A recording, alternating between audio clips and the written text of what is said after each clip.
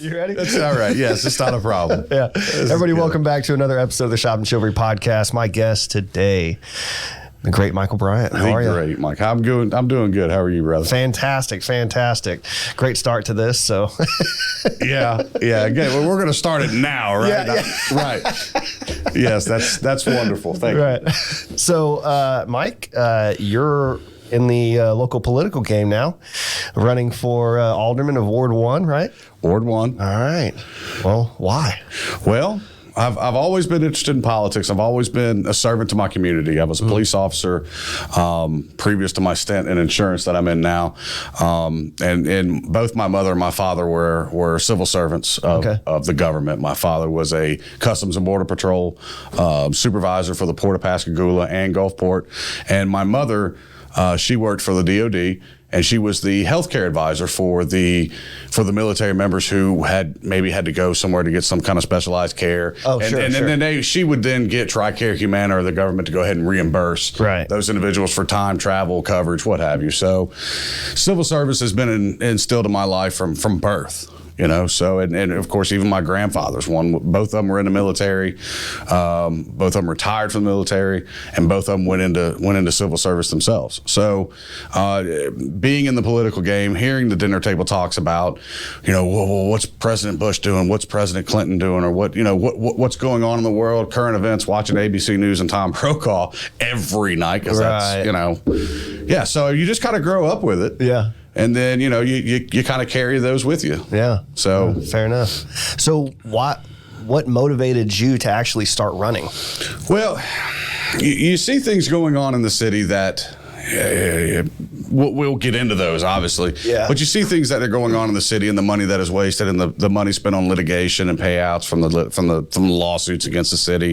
And it's someplace that I live, that I work, that I eat in. I hardly ever leave the city limits, and I hate to see the city hurt from poor decision making or even a lack of conversation. Yeah. I mean, a lot of these things that happen can be solved or could have been avoided with having a simple conversation with somebody of different views. Yeah. And I think with the political climate that we're in, with identity politics, as Shay talks about, it's almost like people are afraid to pick up the phone to those opposition or opposing ideas or opposing party and say, what is your idea? You know what? You've got all of these complaints. You say this is wrong, this is wrong, this is wrong. Well, come to the table.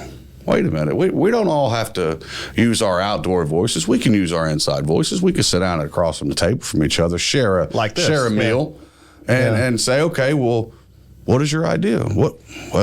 Hey, Mike, have you thought about this? Well, maybe I haven't. I don't have all the answers. Right. If I had all the answers and could solve the world's problems, I wouldn't be in politics. Mm-hmm. Okay. So I mean, just being willing and open and listen to opposing ideas and solutions outside of the city or inside of the city. Sure. So I mean, I have the heart for this. I have the mind for it. I obviously have the dedication and drive and the voice and the look for it. So why not, right? Right. I mean, what else can I do when I'm highly successful in my other business endeavors? Okay. Which are what? So I have the Greater Home and Auto Insurance Agency. I'm the VP of operations and the agency manager for that company. I'm number 2. Above me is the owner, Wayne Westbrook. For my second business is going to be, I'm a chief financial officer for Coast Cigar Company on Government Street in Ocean Springs. Yep. They brought me in to sort of help out. I mean, the owner is an employee of Acadian, the local ambulance service. Yeah. And he's not been, and to his own credit, he knows how to save lives. Yeah.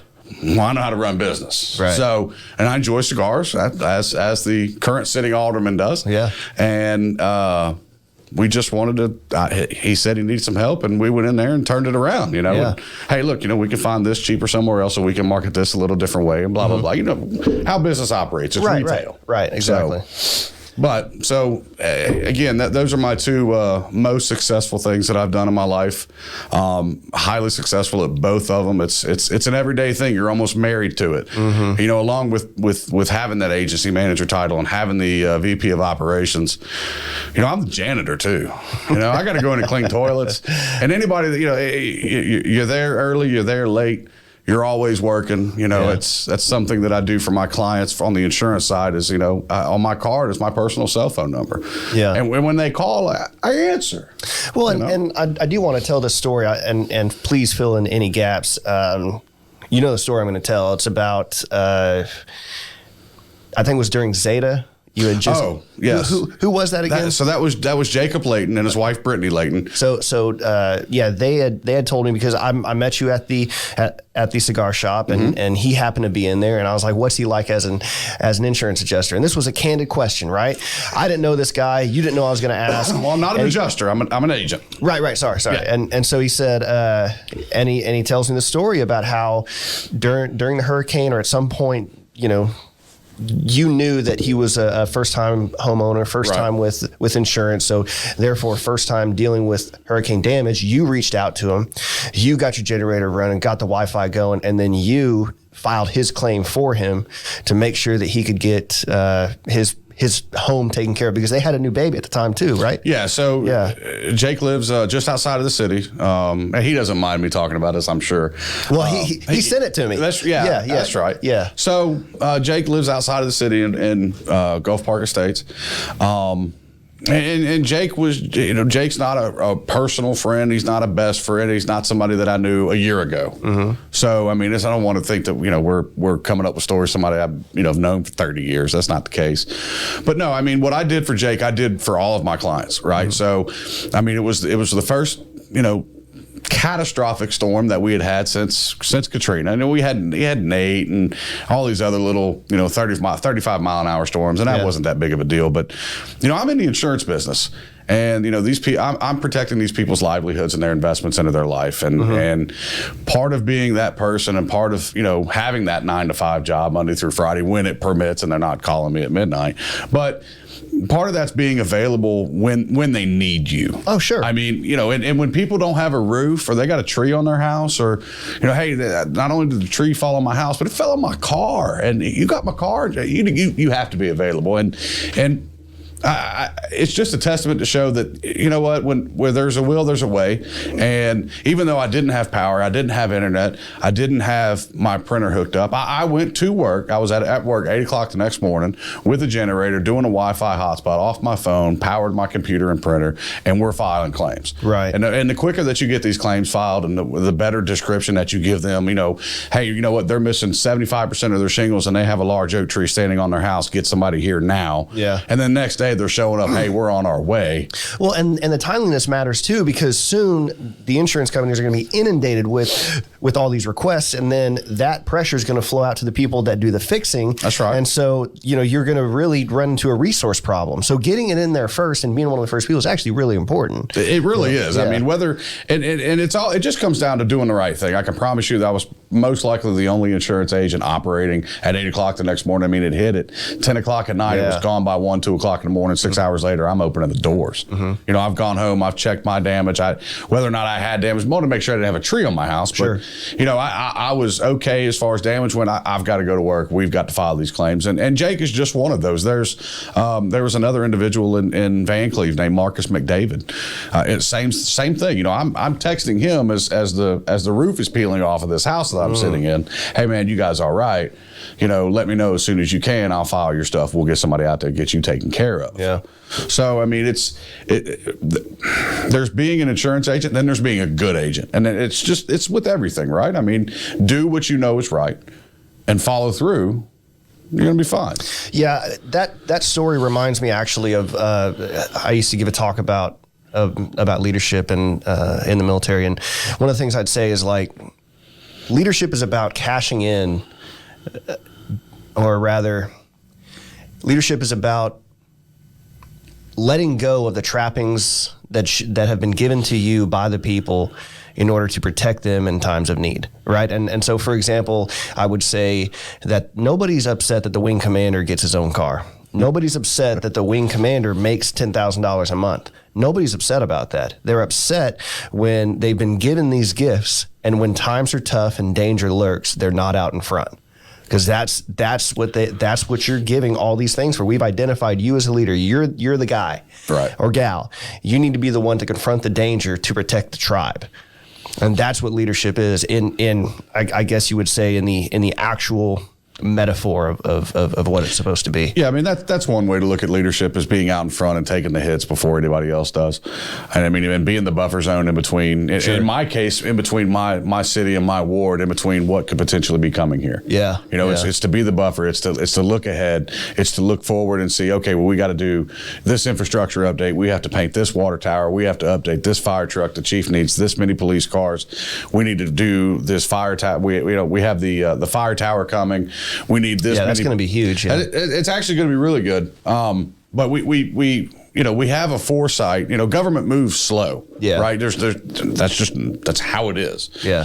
You're not going to speed that up any, but that also gives you enough time to get out in front of something, and actually kind of, if you needed to, kind of alter the way the future's going to look. Sure. So I mean, that's being available, being out there, and using common sense. Hey, we can have all of these great big plans to, we're going to do this park and then this dog park and then this on Front Beach, and then we can do this for the Fort Bayou boat launch. Well, wait a minute. Oh, I was at the budget meeting. I have the full city budget here. And I don't know if some of those people heard what I heard, but we're a very conservative ran city. We do not waste tax dollars. And in fact, we're one of the lowest. We are the lowest tax from the city standpoint. We're the lowest tax rate on the coast. Oh, yeah? That's right. We're definitely the lowest on Jackson County. Moss Point, Pascagoula, Goshen, you pay a lot more taxes living over there. The majority of your tax dollars are going to this school. And you know what? That's great, and people are okay with that. That's what draws a lot of people to Ocean Springs to live. We have a very high resident percentage here, and that's great. Our school system is awesome, and our board presidents over there are great people, and they all volunteer their time to do this. But, I mean, if we're going to have these grand plans for multi-million-dollar structures. Well, wait a minute. I'm all good with that. We can go down that road, but where are we going to get the money? Yeah, for sure. It seems like there's it sounds like, at least from what you're describing, is that there's a plan to spend money, but no plan to raise money. Well, I mean, look, and on your board that you linked on Facebook earlier was really great about all the topics that you want to talk about. And I'm okay with talking about anything that you want to talk about. Yeah. It's, do you increase the tax rate or do you increase the tax base? Well, let me tell you what, there's current legislation going on right now in the House of the state that's going to drop the sales tax percentage from 7 to 4.5. That is going to severely hurt this city.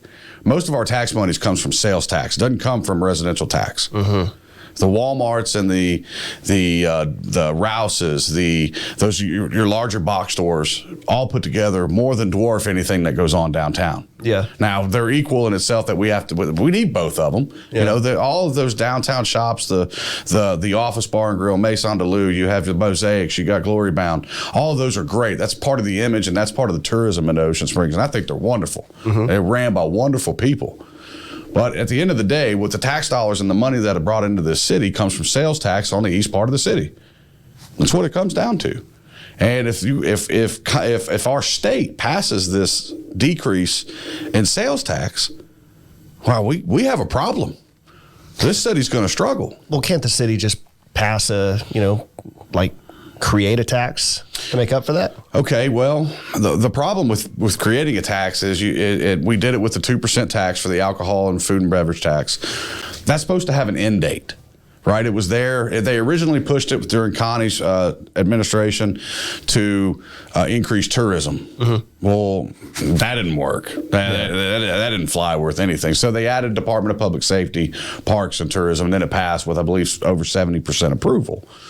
But they led us on to believe that this wasn't going to last forever. They were going to build a new police station, new fire station, new parks, and they've done a wonderful job. Yeah. We have the best parks on the coast, without a doubt.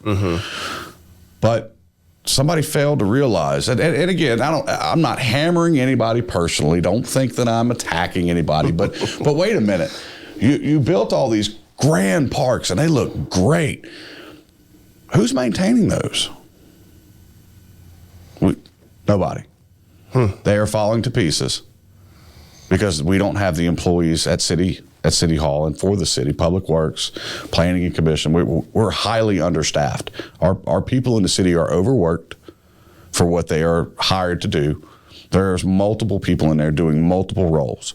And they are burnt out, okay? We're at a crossroad in the city, not only in a political climate way, but with the way that the employees are in the city. We want to keep these people who are great at what they do, who have helped us get along and got to where we are. Right. We got to keep those. We got to get them some help. So it's hard to say what the state's going to do, right? It's hard to say what we can do when the tax rate goes from 7 to 4.5, right? I mean, we lost 3.5%. I mean, that's well over $1 million a year in sales money, in sales tax. How are we going to make that up? By having a 3.5% city tax. I mean, well, and I'm not just being funny here. It's one of those things where, like, problem. Right. It's one of those things though where if you're used to paying 3.5% more, and you were going to be paying that forever, presumably, I don't see the issue with just adding that tax, because you're just keeping the same things normal for an indefinite period of time, which was the exact situation before this topic came up. Anytime that you talk about raising taxes, everybody gets upset. Oh yeah, well, look no further than like paying for roads. The majority of money that goes to paying for roads comes from taxes that come from fuel. But politically, on both sides of the aisle, putting more taxes on fuel, on oil, is frowned upon, and they do not want to do that. But the problem is that we're running into an issue, and we'll get back on topic. I'm just going to say this, but like if you go to an electric vehicle, right? Okay. The cost to use that road has been lowered dramatically because there's no fuel going into the vehicle there, whereby the taxes would otherwise be collected to pay for that road. So they're using infrastructure that they're not having to pay for. That's why and people realize this. And rather than adjusting the price of fuel, what they're looking to do is using like your phone or a smartwatch or something like that. Some of the legislation involves a pay per mile tax that you pay every year or every month. So how they currently handle those individuals with smart cars, whether they're hybrids or whether they're a full-on Tesla where they use no gasoline. Yeah. When you go to get your tag, they nail you. And that's where they're currently getting that. Is there an additional tax? There is an additional tax when you go to get your tag. That's right. But of course, that's state to state, and something like an interstate is interstate. Like it goes through each state. So, that tax only goes to the state itself. We don't have near enough time to get into national tax regulations. Right. Oh my Lord. But my point is, like, it's one of those things where if you don't add the tax on something so simple, I think the risk to innovate a way to fix that problem might be worse. Well, I mean, it goes back to what your original statement, on the board over here is: do you increase the tax rate or do you increase the tax base? Sure. That's the only way you're going to make more money, right? I mean, it's either increasing taxes or increasing the base. Mm-hmm. We have very few buildings here that are not developed. We have a couple that aren't occupied and haven't been occupied. Yeah. But at the end of the day, and my opponent in the primary, coming up for Ward 1, has said no tax increases. Well, I'd like to ask you, what are you going to do, and what are you going to tell the ward residents that you promised no tax increases to when, in fact, you are forced to do so? You're only one vote. But if the city incurs a debt through this ongoing litigation that we have, mm-hmm. between, we have the Mary C. litigation, we have, the Sands litigation that I'm sure we'll get to. But if the city incurs a debt, that's an increase in millage. And that is an increase in tax. I'm not, I'm different in a political standpoint. I'm going to be different than some of these other people. One, I'm not going to lie to you. I'm not going to knowingly and openly lie to you and say, well, we're not going to do this. Well, I'm not going to tell you that. It can happen. It may have to happen. Now, if it does happen, I'll promise this: I'm not going to waste your money, and I'm going to let it go as little as possible. That's how it is. And I have two plans to combat any type of millage increase on your property taxes. Okay. So, I mean, and we could talk about those because it's 30 days from the election. If somebody wants to claim that this is their idea after I put it out here, so be it. But we have a decrease coming in protection class for our fire department. Okay. And what that means is that the fire department's going to be getting a better rating from the state. And these insurance companies that I write, that I deal with on a daily basis, are going to give you a better rate, a better premium, because the fire department responds faster with more equipment, with more water, and more training. Yeah. So you go, and right now, Ocean Springs is a 5. And it's going to go down to a 4. And the difference is about, it varies obviously from company to company, Sure. but usually it's $60 to $100 a year. Well, I believe the current millage, if 1 mil equals out to about $17 to $20 a year on the property taxes for your home, well, we just made up 3 mils. So, I mean, I have ways to combat it if it has to come to that. That's not going to be the first thing I go in and want to do. Yeah. But I mean, I'll obviously may be faced with a position to say, okay, well, the city's in debt. We have to pay this. We have to go get this loan at this percentage rate, and this is what we need to increase mill-wise. We're already being taxed 4.7 mills because of debt for the city. We've already paid that. We're getting 0.9 of a mill for the library, 4.77, I believe, for the debt that the city has to pay off, and then we're actually at a 19.05 millage rate just for the city to operate. So, I mean, total, we're at 25. I'll give you an example. Now, the mills aren't equal in each individual city, but Moss Point's at like a 44. Okay? Does that kind of give you an idea of where we're at there? So, I mean, and our mills are worth more than Moss Point's, but either way, at the end of the day, that number that's on that city tax is lower than Pascagoula, Moss Point, and Gaucher. By a lot. Yeah. So, sounds like it. It's all based on per tax assessed value of the house, whether it's $100,000 or $200,000 or $300,000, whatever the tax assessment is. But anyway, that's how that works. But I have ways to combat that. We get that fire department approved with that new fire training tower, they'll get a lower rate. And they'll go from a 5 to a 4, and then it's not a short jump, but it's a doable jump to go from a 4 to a 3, and then that's another big savings. So, regardless, if I'm voting for a tax increase, I'm going to be looking for ways to get that tax back down or get your insurance down. It all comes down to what are you paying monthly on that mortgage note, because that's what you're going to look at. Sure. Realistically, as long as it's not astronomical and it's not being wasted, if I can combat it with your insurance, we're golden. Yeah. We've then solved the problems and shuffled it around, and nobody's the wiser. I mean, I don't want to say like we hide things, but you know what? If it's $20 here or $20 there, it's still $20. Sure. So what are your thoughts on, if you do a tax increase, should a tax increase have a sort of like in state or in point in time, like, okay, so we're doing this for this loan, at the completion of this loan, like writing it into the adjustment or the hike and saying like, okay, once this loan's paid off, this tax goes away. So, I mean, that's the way that it's currently set up, right? Okay. So, I mean, you have that debts, you have the debt tile, and it's whatever the city goes in and votes for and takes a loan out from whatever institution that they want. That debt is then incurred into the millage itself. So what the city gets versus what the debt that's being paid off is versus what they have listed for the library are all 3 separate things. So, and they're broken out piece by piece. So, no, is there ever an end date on a millage increase? No. But you have to have people in office that can say, okay, well, last year, or let's say the last 4 years, we've put a surplus of $5 million into our bank account. Well, that's a bit excessive. Well, what can we do here to make us more attractive? What can we do not only with the $5 million surplus that we have, but what can we do to decrease the millage itself? It was Mac McConnell, Andre Kaufman, I believe, was involved in it. They all went down to Kwitsky's one night and said, we're going to knock 2 mills off of it. What? Just did at the bar one night for no reason? What are you guys doing? And this board went in early on and increased those 2 mills, okay? And it wasn't a popular thing to do, but if you're going to do something unpopular, do it the first year. Don't wait till the election year. But either way, I mean, the board that we have has done a fairly decent job. Okay, I'm not here to knock anybody on the current board.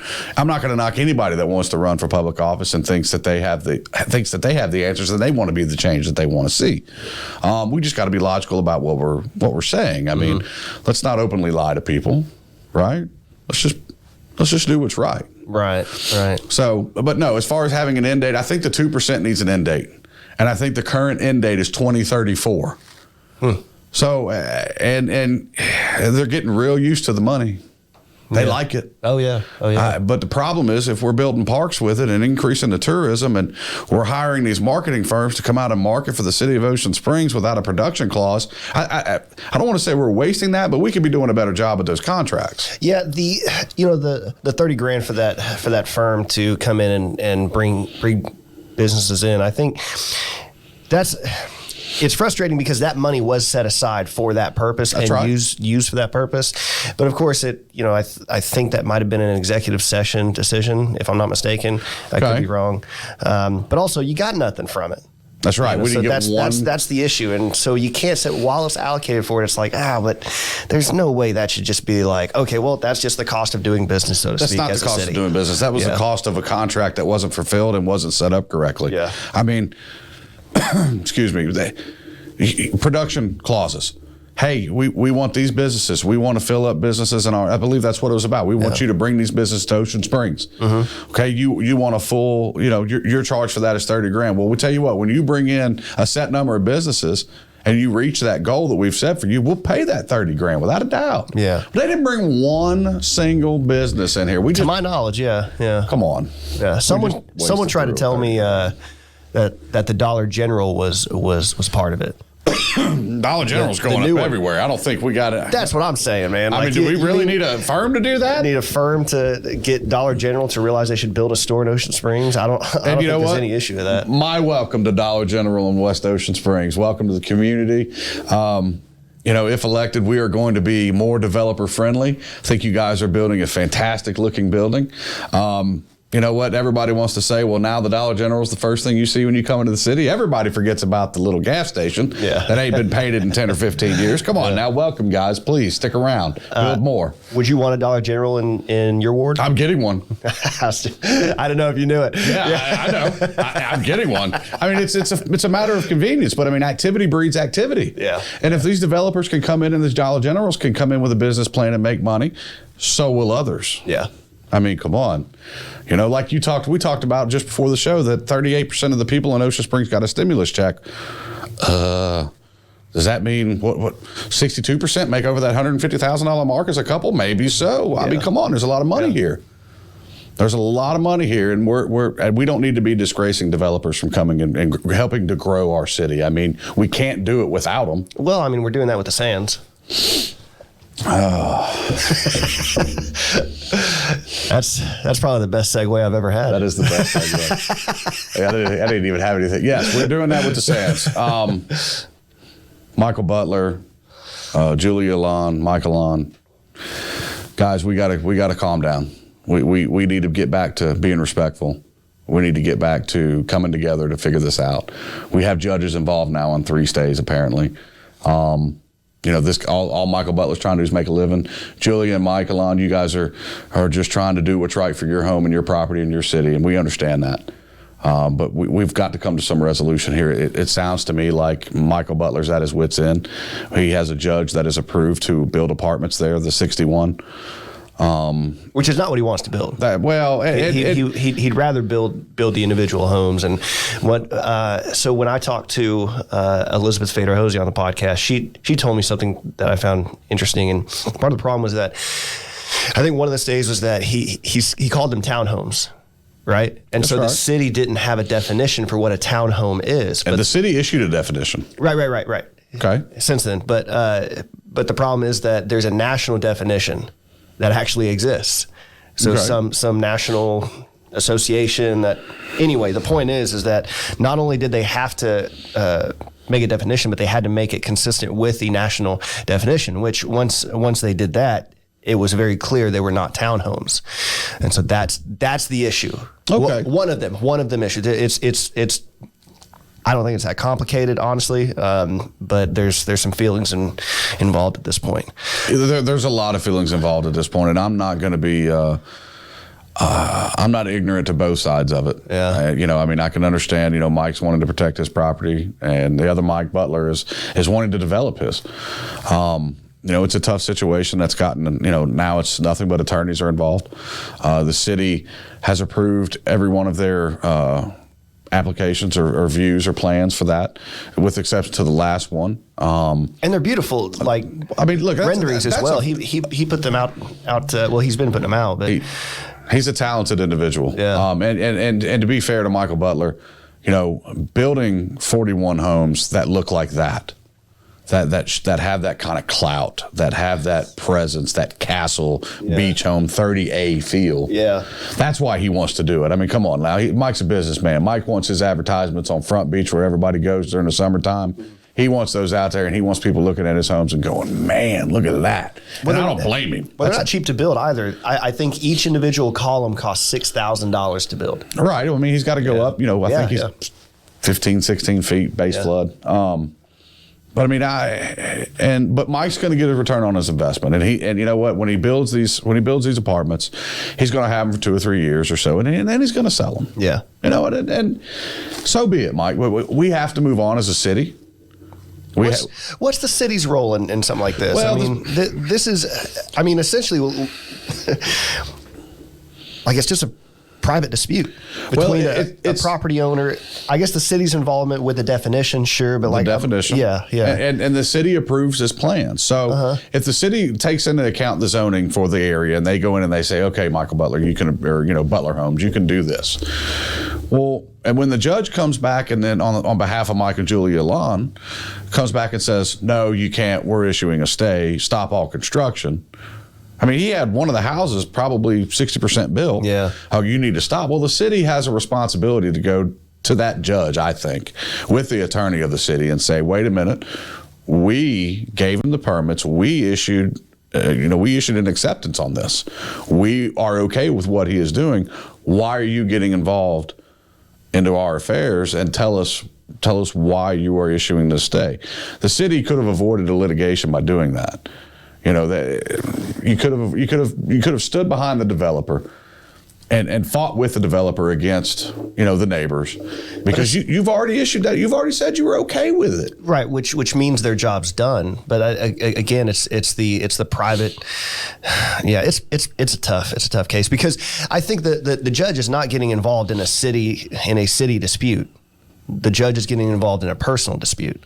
Well, and the judge hasn't made a ruling. I don't know if you've noticed that. I mean, he just issued a stay to look at it longer, which I find which is odd, right? Yeah. I mean, yeah.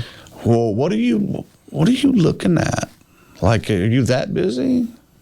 Well, legal matters do take a while, but it's also not out of the. It's a tactic to delay legal proceedings, and now, to exhaust somebody's I guess level of endurance. But I don't think Mike's not going anywhere. No, but and he's got a lot of support too. And now Lee Brumfield, he's gone. Yeah. I mean, this whole project that has been stayed and been delayed and it looks bad out there. Yeah. It really does. I mean, that's our Front Beach. That's our gold mine, essentially. Yeah. It looks terrible. Mm-hmm. And now one of the major players has been tragically killed. I mean, you wait around long enough, every one of us will end up dead. I mean, well, that was Ford's strategy. Ford, because I think it was the Pinto that had a high probability of exploding if it got rear-ended, because they had gas tank in the back. Right? That's right. Yeah. And they had so what Ford would do is they would let it play out in litigation, like people suing for wrongful death. But the litigation would outlive the people suing them, and so they weren't having to pay anything out. And so people, in order to force the issue, they banded together and created what became one of the first class action lawsuits against Ford. Well, it's the same. Yeah. It's the same game that BP played. I mean, they had all this ruling and all this money that the government made them pay back to the states for all the damage that they did from the oil spill. Well, they just took their time and made. You and I can't fathom. We get interest on $50,000 in a savings account. Sure. These people were getting interest built up on $60 million or $6 billion.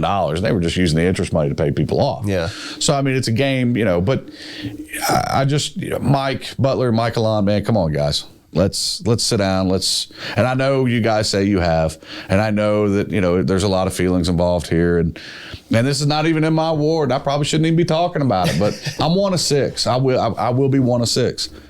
And you guys are gonna have to figure this out. We're all from the same town. We all want what's best for the town and best for our properties. We can figure this out. Yeah. It's not impossible.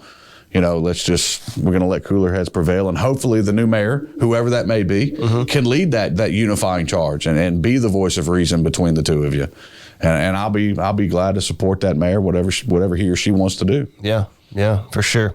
Yeah, it's definitely a black eye. It's embarrassing. I hate that. Well, I mean, it feels a lot like the like the Mary C did. How about that? Yeah, these what should be just an interpersonal conflict resolution type of thing turned into a pissing match, for lack of better words. Well, from a business standpoint is how I'm going to look at this.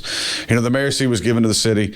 The Mary C has had some restoration done through federal grant money, which is why we can't really do a whole lot more with it. Otherwise, they would come back and get the grant money. But really, is that a thing? That is a thing.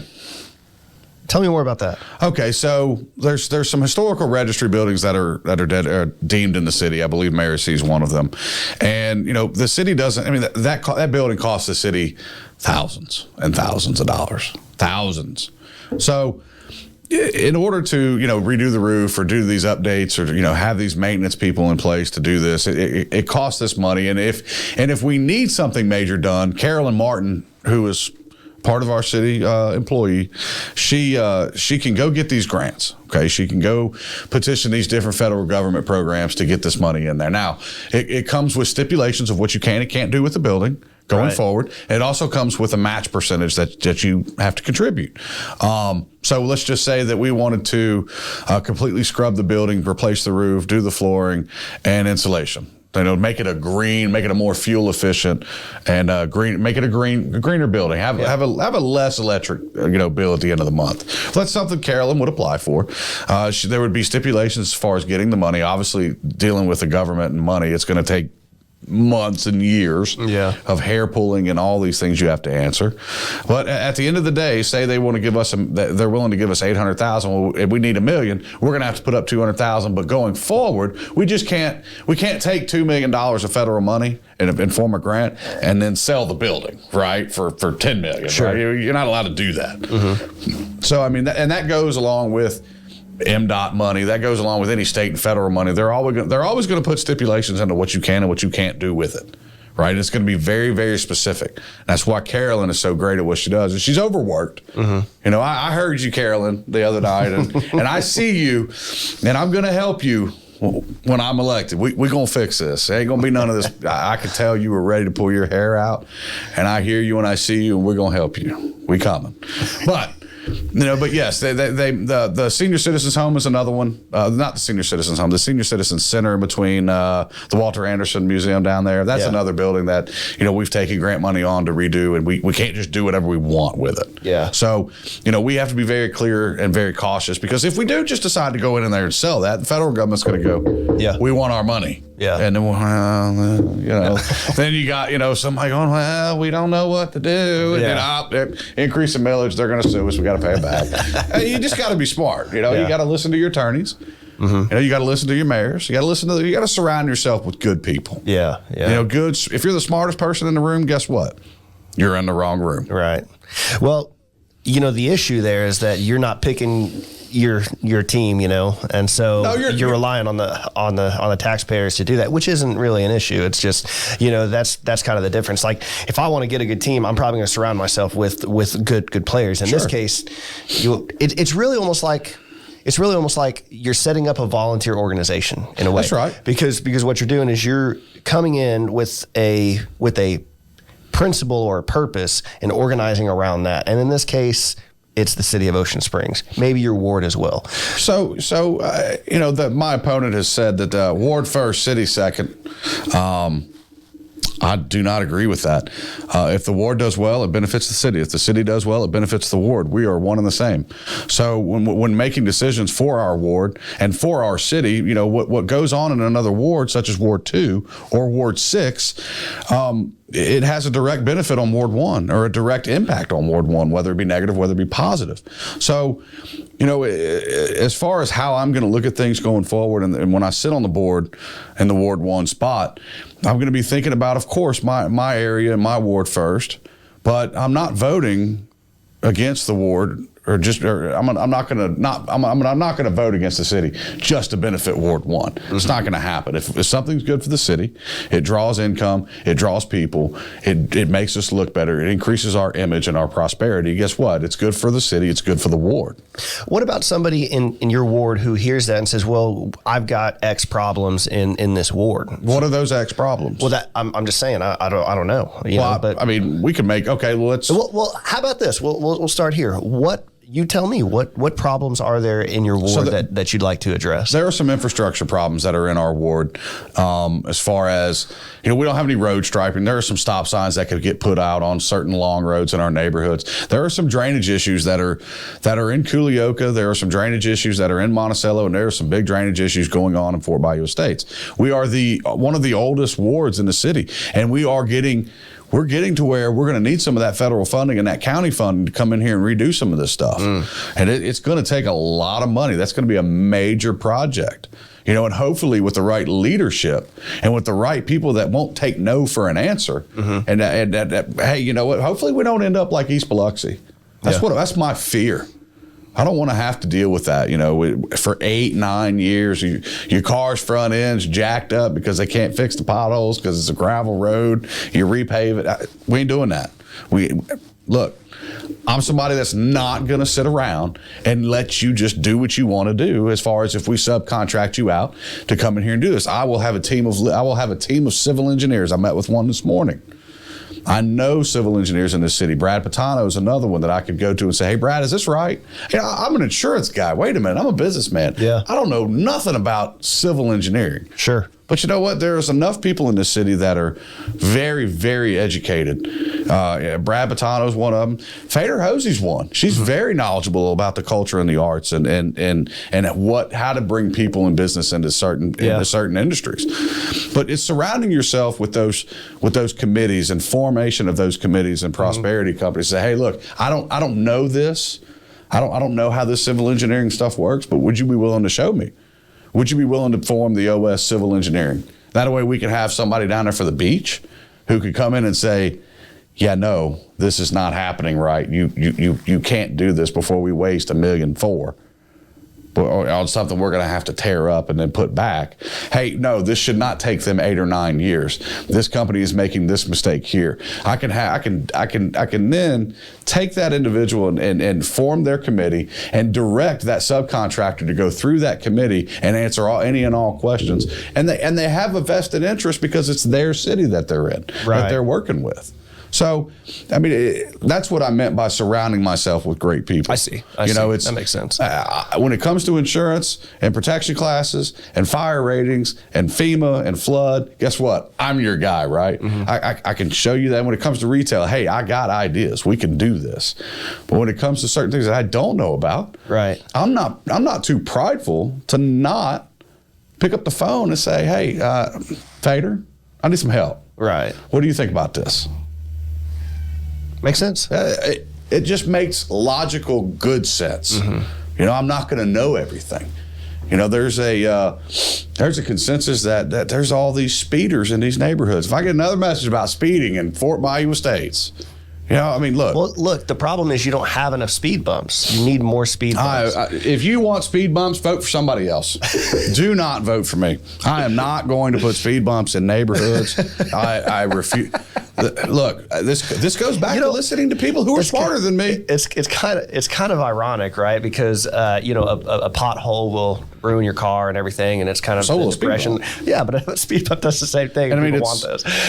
Whose house are we putting a speed bump in front of? That's what I want to know. I'm gonna come talk to you, and we're gonna take a little ride over to Heron Bayou and all them other places, and you're gonna see what they do. Yeah, we didn't have one in Heron Bayou whenever I lived there when I was younger, but they do now. It's really annoying. And it's on a turn too, so you don't go over it like even. You go over one each time. Yeah, one wheel at a time. Yeah, I'm going to ask those people who want speed bumps, if your mother or father is in that neighborhood and they need an ambulance service because they're having a heart attack, do you want that ambulance there as quick as possible along with the police cars, or do you want them to have to slow down to a dead stop to get over the speed bump? That's an interesting perspective because it definitely delays the the response times. And in those situations that you're talking about, we're talking about where maybe a second might make a big difference, you know? I mean, look, they're noisy.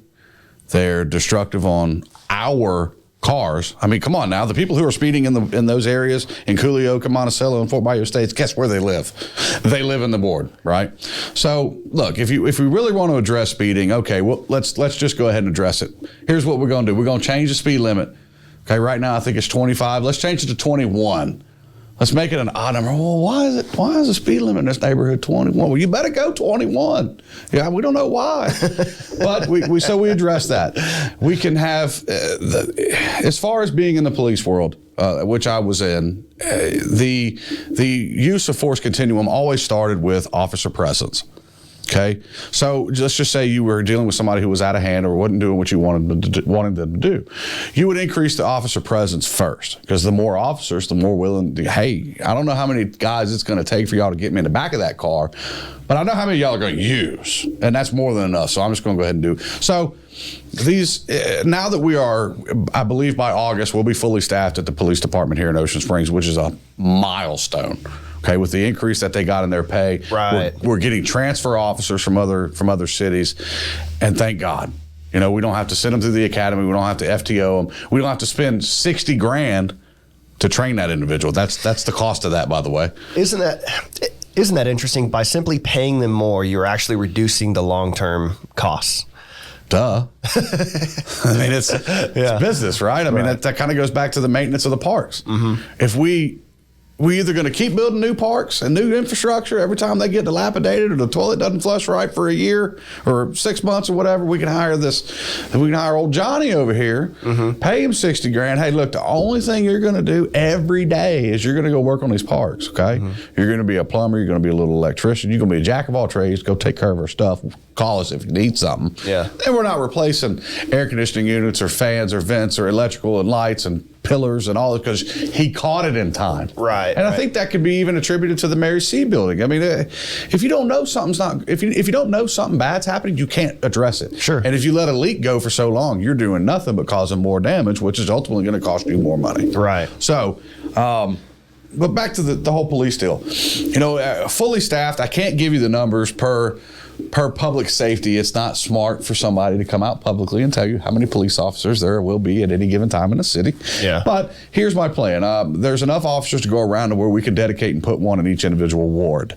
Instead of previously, when you only had 4 officers per shift, or 3, 4, 5, whatever, you'd have to dedicate them as either a rover, or you're going to be in the east part of the city, you're going to be in the west part of the city. Well, we're going to dedicate them to the wards, okay? So for Ward 1, Culioca 1, Culioca 2, Monticello Woods, Fort Bayou Estates, the Chris Victor Church, the Inlet, all that, we're going to have a dedicated police officer. That way, when nothing's going on in the city, 90% of the time, it's pretty quiet. Yeah. I mean, think about it. The worst thing we have in our city is speeders, people. we don't have teenagers shooting themselves. We don't have a Gulfport or a Moss Point problem. We're doing pretty good. Thank you, Mark Dunstan and Ocean Springs Police Department. You guys are great.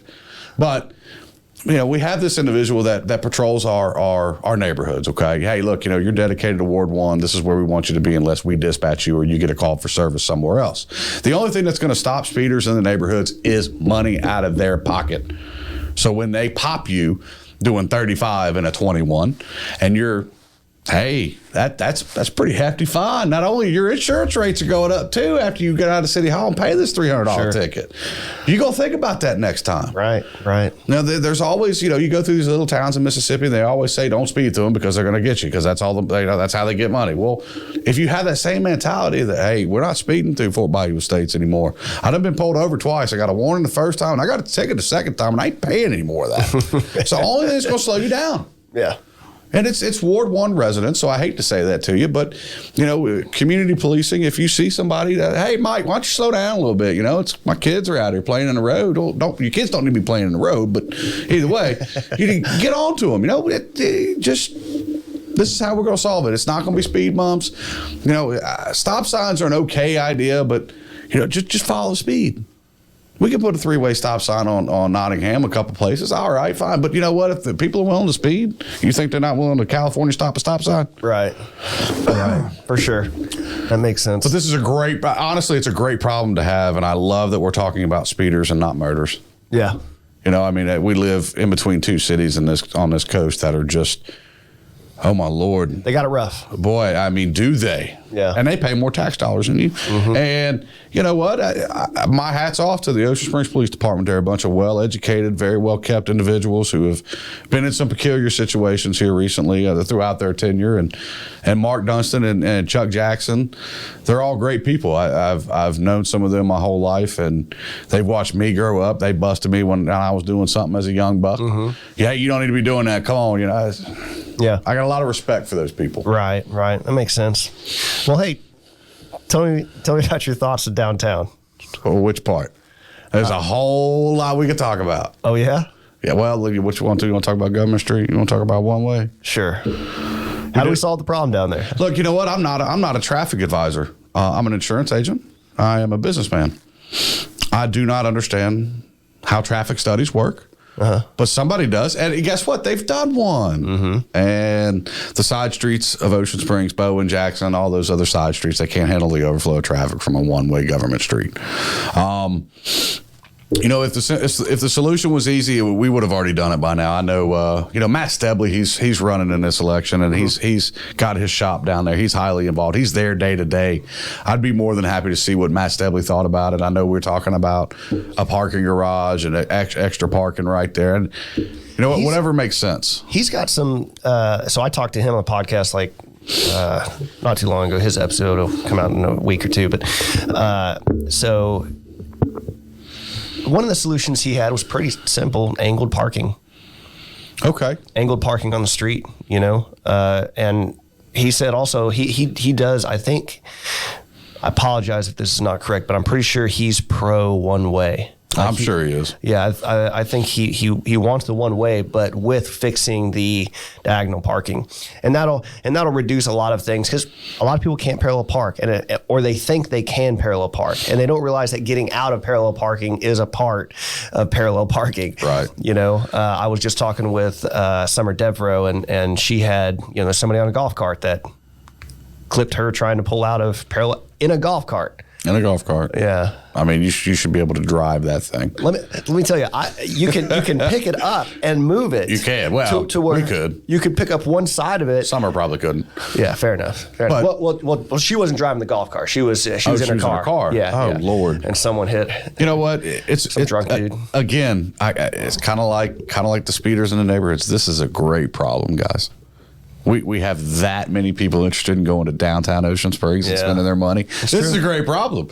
So, I mean, it's going to take a great solution. Oh, Lord. You see what other cities have done. They a lot of other people do angled parking as well.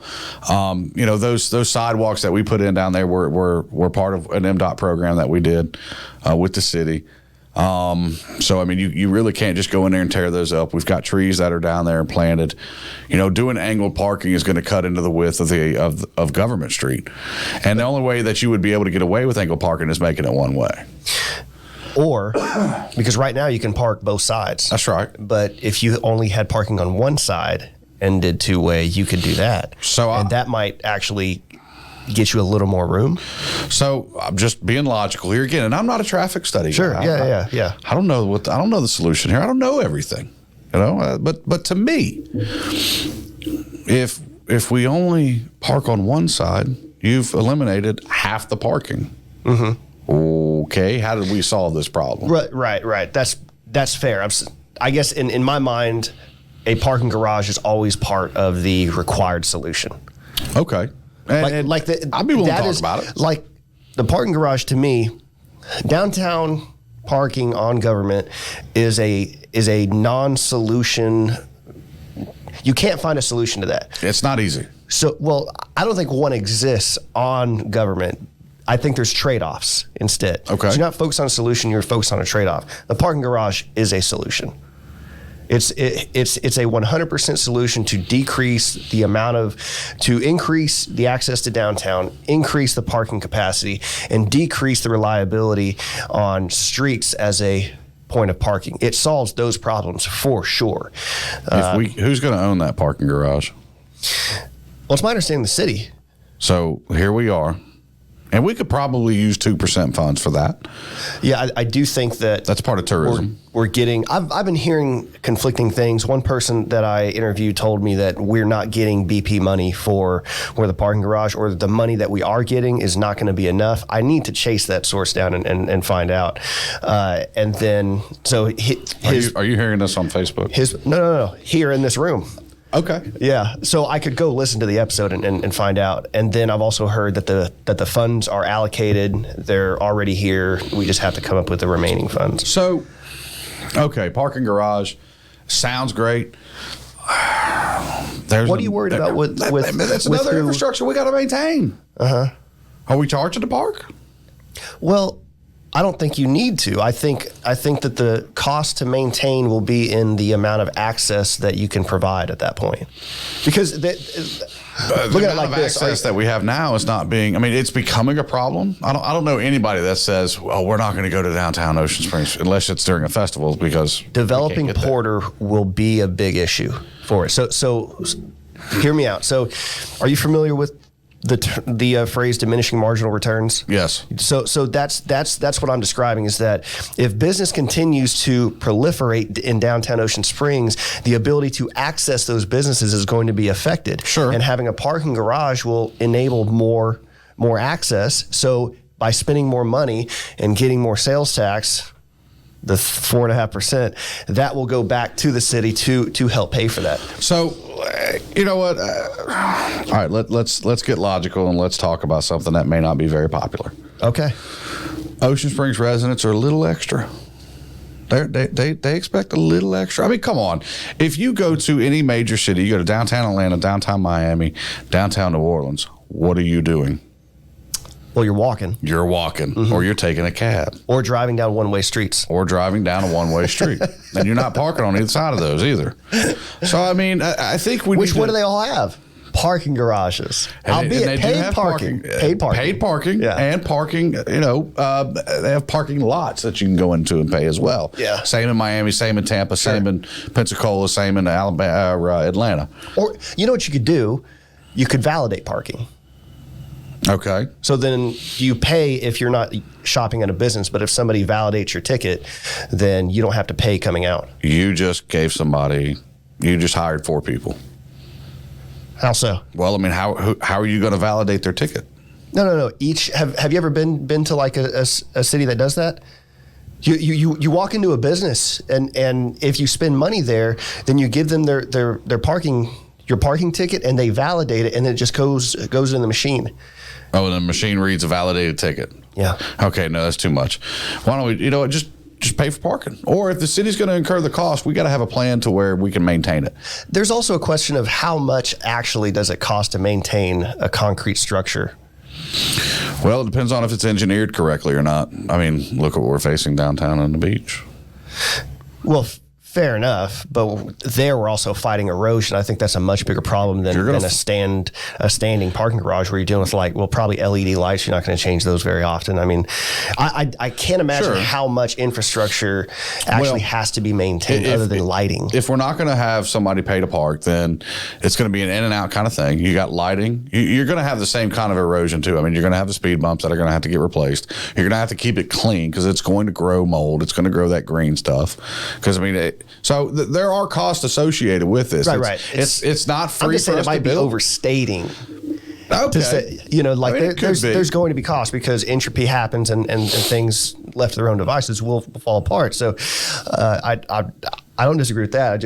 I question how big the issue of cost to maintain actually is. But wait a minute though, is this not something the city can allow a developer to solve? Can we not? I mean, come on now. If there's a great argument for that. Yeah, right. for sure. So say we build a parking, or say we sell that property, or say that we allow a developer to come in and build their parking garage. Park Mobile got an app on my phone for when I go to the Superdome and watch Saints play. Hey, I'm gonna come right up in here. I'm gonna pay $20. I'm gonna park here. This is I can pay right here on my phone. I can park in this parking spot on this floor. So you can select your parking spot? You can select your parking spot. That's pretty slick. So say Park Mobile, look, we've got a severe parking problem in downtown Ocean Springs. We have a cleared lot. We would like you to come build a parking garage on it. That now we're not out of money. They're paying tax on the parking spots that they sell, and we've solved the parking problem. Yeah. We put I just have a hard time knowing the budget, knowing how conservative we are, knowing what we're lacking, willing to put out a multi-million-dollar project for a parking garage right now.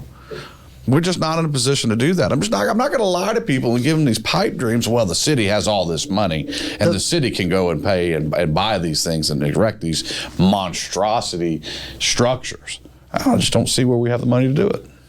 Okay. All right. The budget, though, concerns a year in time, and the benefits of a parking garage transcend the year. You could have economic growth that's driven as a direct result of more access to downtown Ocean Springs that goes the entire life of the parking garage. Downtown Ocean Springs is growing. It has a problem, and we are a problem of it growing, right? Like, I mean, this didn't happen because it's desolate down there, right? But I mean, so it's growing pain, and we got to get through it. But what's the best way to get through it for everybody involved, including the city? I mean, we don't need more to maintain. I promise you, I'm telling you that right now. We don't have the staff to maintain all of these parks and buildings and things that the city owns. That's costing the city money. We got to stop bleeding money at some point. And some of these buildings we can't get rid of, like the Mary C. We can't get rid of that. That's a staple in the community. We need to get back to a business plan with that building and get that building at least somewhat breaking even. I'm not saying it's got to be profitable. But man, we got to at least get some return on our money that's going out. But do we though? Like with the Mary C? I mean, because the Mary C is like the sort of cultural hub of Ocean Springs. I mean, it's the intersection of art and culture within the city, in the heart of the city. So could it be the case that the Mary C has such intrinsic value that the fact that it loses money is trivial? No. Or is there an amount of money that the city has to pay pay for the building or pay to the building, incurring a loss, that is acceptable? You know what? We own the building, so whatever loss that comes from having that building is ours to bear. Yeah. Okay, but we shouldn't go into that conversation with that thought, though. I mean, if the Friends of the Mary C are willing to come back and, we get through all this nonsense of whomever's involved, I'm not even getting into that. But we get through this and we go forward. The Friends have said that they would like to come back. And I think that we should be open to that conversation. Mm-hmm. Again, I don't know what all's going on in executive session. I don't want to pretend to know who said what or who said what, or she said he said. Yeah. Well, whatever. She said. But no, we got to go into this conversation with that building needs to cost the city the least amount of money possible. And if it doesn't cost the city a dime, then we've done our job successfully. Otherwise, we got another thing getting into the city's pocket that's keeping us from being able to repair water and sewer structures in Ward 1. Fair enough. I don't know that that Ocean Springs is still Ocean Springs without the Mary C. So for me, it's a bold statement. Yeah, no, and I mean that, and I feel like I can defend that because of what it is. I mean, because of who it's named after, because it is the intersection of art and culture in the heart of the city. So for me, it's existential in nature, and like you can't. To not have the Mary C, I think, takes away some of the identity of Ocean Springs. I think you're right. I mean, that building's been there for a long time. I mean, there's certain landmarks that if taken away would, oh man, it's always going to be where the Mary C stood, and I get that. But don't think that I'm saying we need to sell the building, because we're not selling the building. No, you're not saying that at all. But what I am saying is, though, they've hired a new arts director, Sarah Karkish, who I happen to know. I've known Sarah for 4 or 5 years. She's a great lady. We got to get some of our money back here, man. I mean, if that is such a pivotal pillar in the community and such a great place, and it's part of the identity of Ocean Springs. Well, if the people want it, they'll visit it, and if they want to keep it, they're going to have to utilize some of the things that are going on there. We're not just going to let a building sit empty and cost us, $50,000. Right. And I'm not saying that. I'm saying that like whoever runs it, if it's the right people running it. I mean, because look, just to be an artist, most artists become famous after they're dead. So the life of an artist is not a glamorous life. So right. So the idea that an arts program would be like in and of itself, people would come for the art. I don't buy that necessarily. I think you have to experience the art, and I think that's what we need to turn that place into. And with the right people doing that and efforting towards that, to me, I think they get a pass on raising money. In my personal opinion. No. I'm not saying that. Hey, tomorrow, Sarah, that place has to be profitable. Sure. No, I'm not saying that. Yeah. What I am saying is, Sarah, in 2 years, whatever the current, I'd have to look it up in the budget, but whatever that monthly note is for the city to that place. I mean, now we're paying the salary of somebody. Mm-hmm. That's $60,000 just in salary. Yeah. So I mean, but in 2 years, we need to revisit this idea. We need to say, all right, in 2 years' time, we need this. We need, we're pumping in 100,000 into you every month. We need to be down to 50. And incentivize that art director. Hey, look, you know what? If you hit this goal in 2 years, we're going to bump your pay. Yeah. Say if you're not, say today they're costing $100,000 a month, and in 2 years' time, that building's only costing us $25,000 a month. Oh boy, how much have we saved? We've saved over $250,000 a year. Yeah.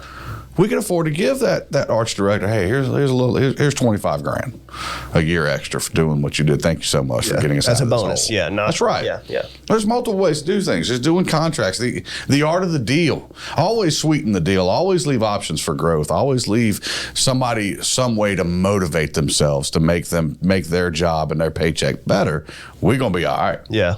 So I mean, that's the part of the conversation that I bring to the board is, hey, you know what? Wait a minute. There's more than one way to do this, and what's the best way? Yeah. And lobbying my other alderman is going to be doing it. Hey, you know what? We can pay her this, and in 2 years' time, if that building isn't costing us this amount of money, we can kick her in a little bonus. Yeah.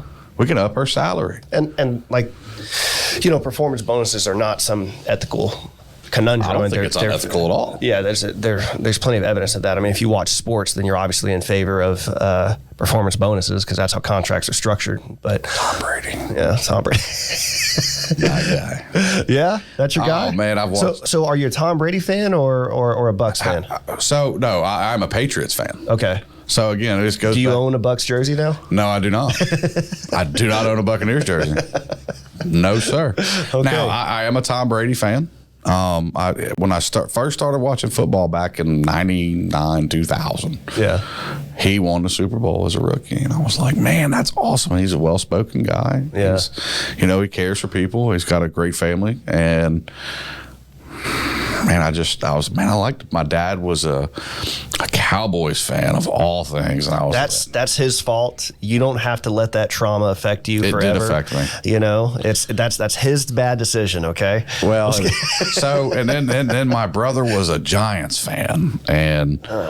Man, they just all the Troy Aikman and Emmitt Smith and Michael Irvin. I mean, they had a stellar team, and then my brother changed over to be a Chargers fan, and I'm just like, weird move. That was a strange move. Yeah.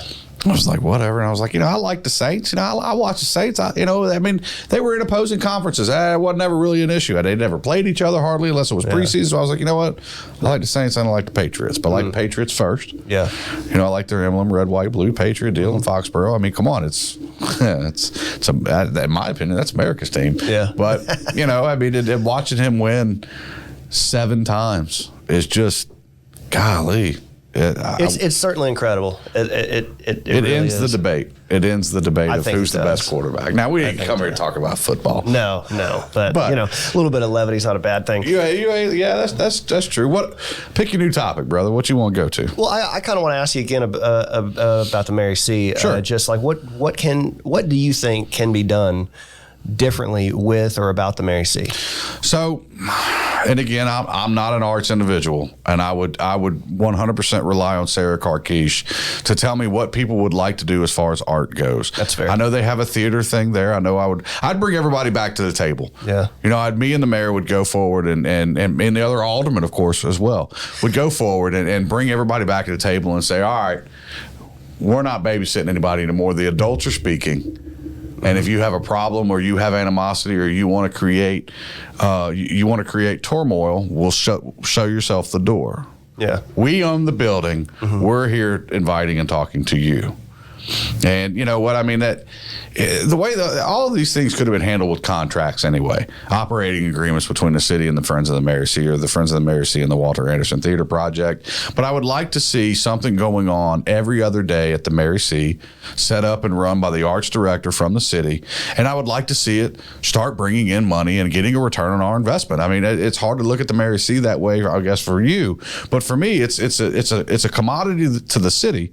It's a great piece of history, arts, and culture, and we need to be using that to at least bring the cost of operation down. I don't disagree with that at all. I mean, that's simple. I don't disagree with it. I'm not so concerned about profit seeking with them. Again, it's just a personal view. I don't disagree that you should be, like, if you're not earning income, like, it can't stand on its own. Like, you've got to earn some sort of money. I get that. Well, let me ask you this then. If it's not earning money, but you're not for shutting it down, obviously, and we can't, right? I don't want to sell it. I don't want to shut it down. It looks great down there. Yeah. But okay, but if it's not turning a profit, tell me how much mills you're willing to pay on your taxes to keep it. Yeah, it's a good question, man. I suppose. Nobody wants to talk about it. That's what it comes down to. Well, right. But I honestly haven't put much thought into qualifying that statement that I've made a couple times. I suppose I would say that there's got to be a different way to do that, including, and I think this is what you're saying, is just finding the right people to make it more productive. That's right. Right. So, and that's what you're saying. That's and right. Again, I don't disagree with that. It's just the principle behind the Mary C. I think, like, yes, we need to be seeking that, but also we shouldn't lose our mind if it's not making, Look, I just want to go forward, and I want to bring I want to bring that red number down. Well, as somebody, let's say that,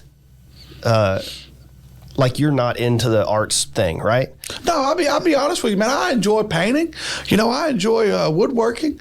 I would enjoy, making a cast net or repairing a cast. There's a lot of things that I enjoy as a, big macho, businessman. No, wait a minute now. Hold on. There's a lot of things that men enjoy that maybe they aren't thinking about, and that's what I'm looking. That's what I would look for in the art director. So change the demographic you're looking at. Fair enough. Okay. I'll take that, because like the painting and stuff like that, it is very rudimentary. There's other types of artistic things that to your point, people don't know that they'd be interested in. There's a guy in my ward named Johnny Hughes.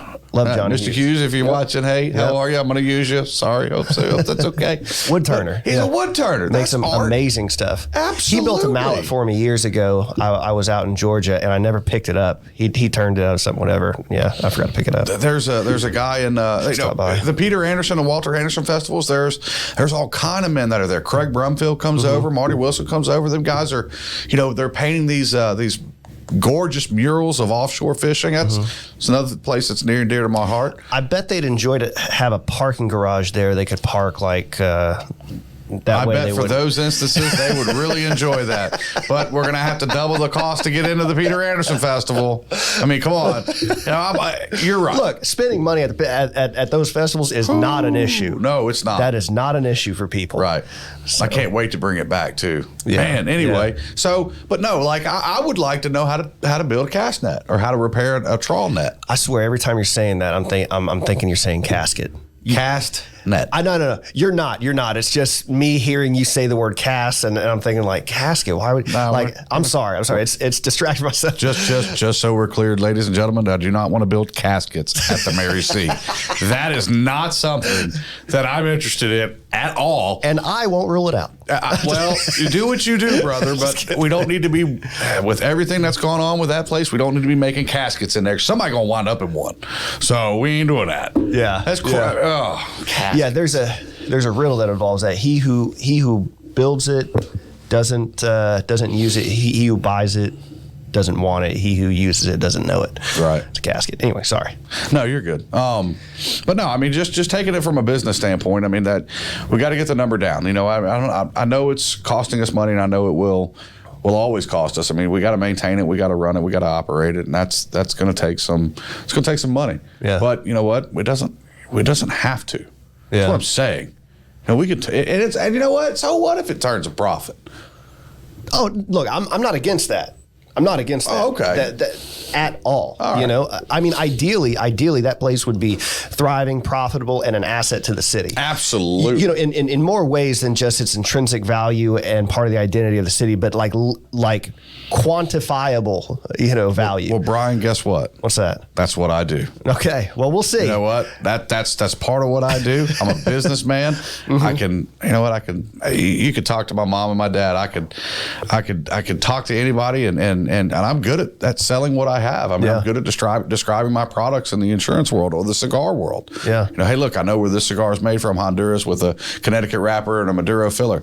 Or hey, look, you know, this auto insurance policy has full replacement for your vehicle. It's really good, and it's half the price of what you're doing. Some things just make sense, and being able to explain that and show that and articulate that to the individual who doesn't know about insurance is the best way to do that. So, you know, lobbying for your vote or lobbying for your insurance business or lobbying for you to buy this certain cigar.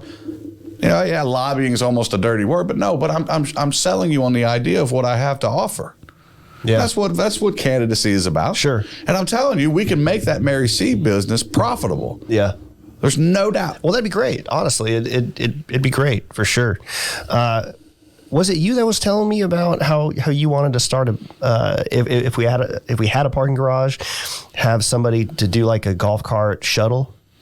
I think that was Jeff Mortensen. That was Jeff. I mean, it's not a bad idea, but again, that's something that the city can put out marketing wise to the businesses of South Mississippi. It's not something the city needs to get involved in. Right. We need to be available and open to the idea and issue the permits for it, but it's not something we need to run. Yeah, you're saying the free market, if there's a need for it, they will take care of that. And I think there is. I mean, I think downtown cart rentals right there on Government Street's doing well. Yeah. And I think they're providing a need, and I think they're going to have competition because the market's really high out there. I mean, every time I go by there, man, they ain't got no carts. Yeah. Well, that's a problem. We've got to get some more carts. It's a good problem. It's a good problem for them. Yeah. You know? But, you know, again, I revert back to what my opponent says, and ward first, city second, and I want to do all these grand infrastructures and the ward, and well, some of them are already being done. You can't take credit for them.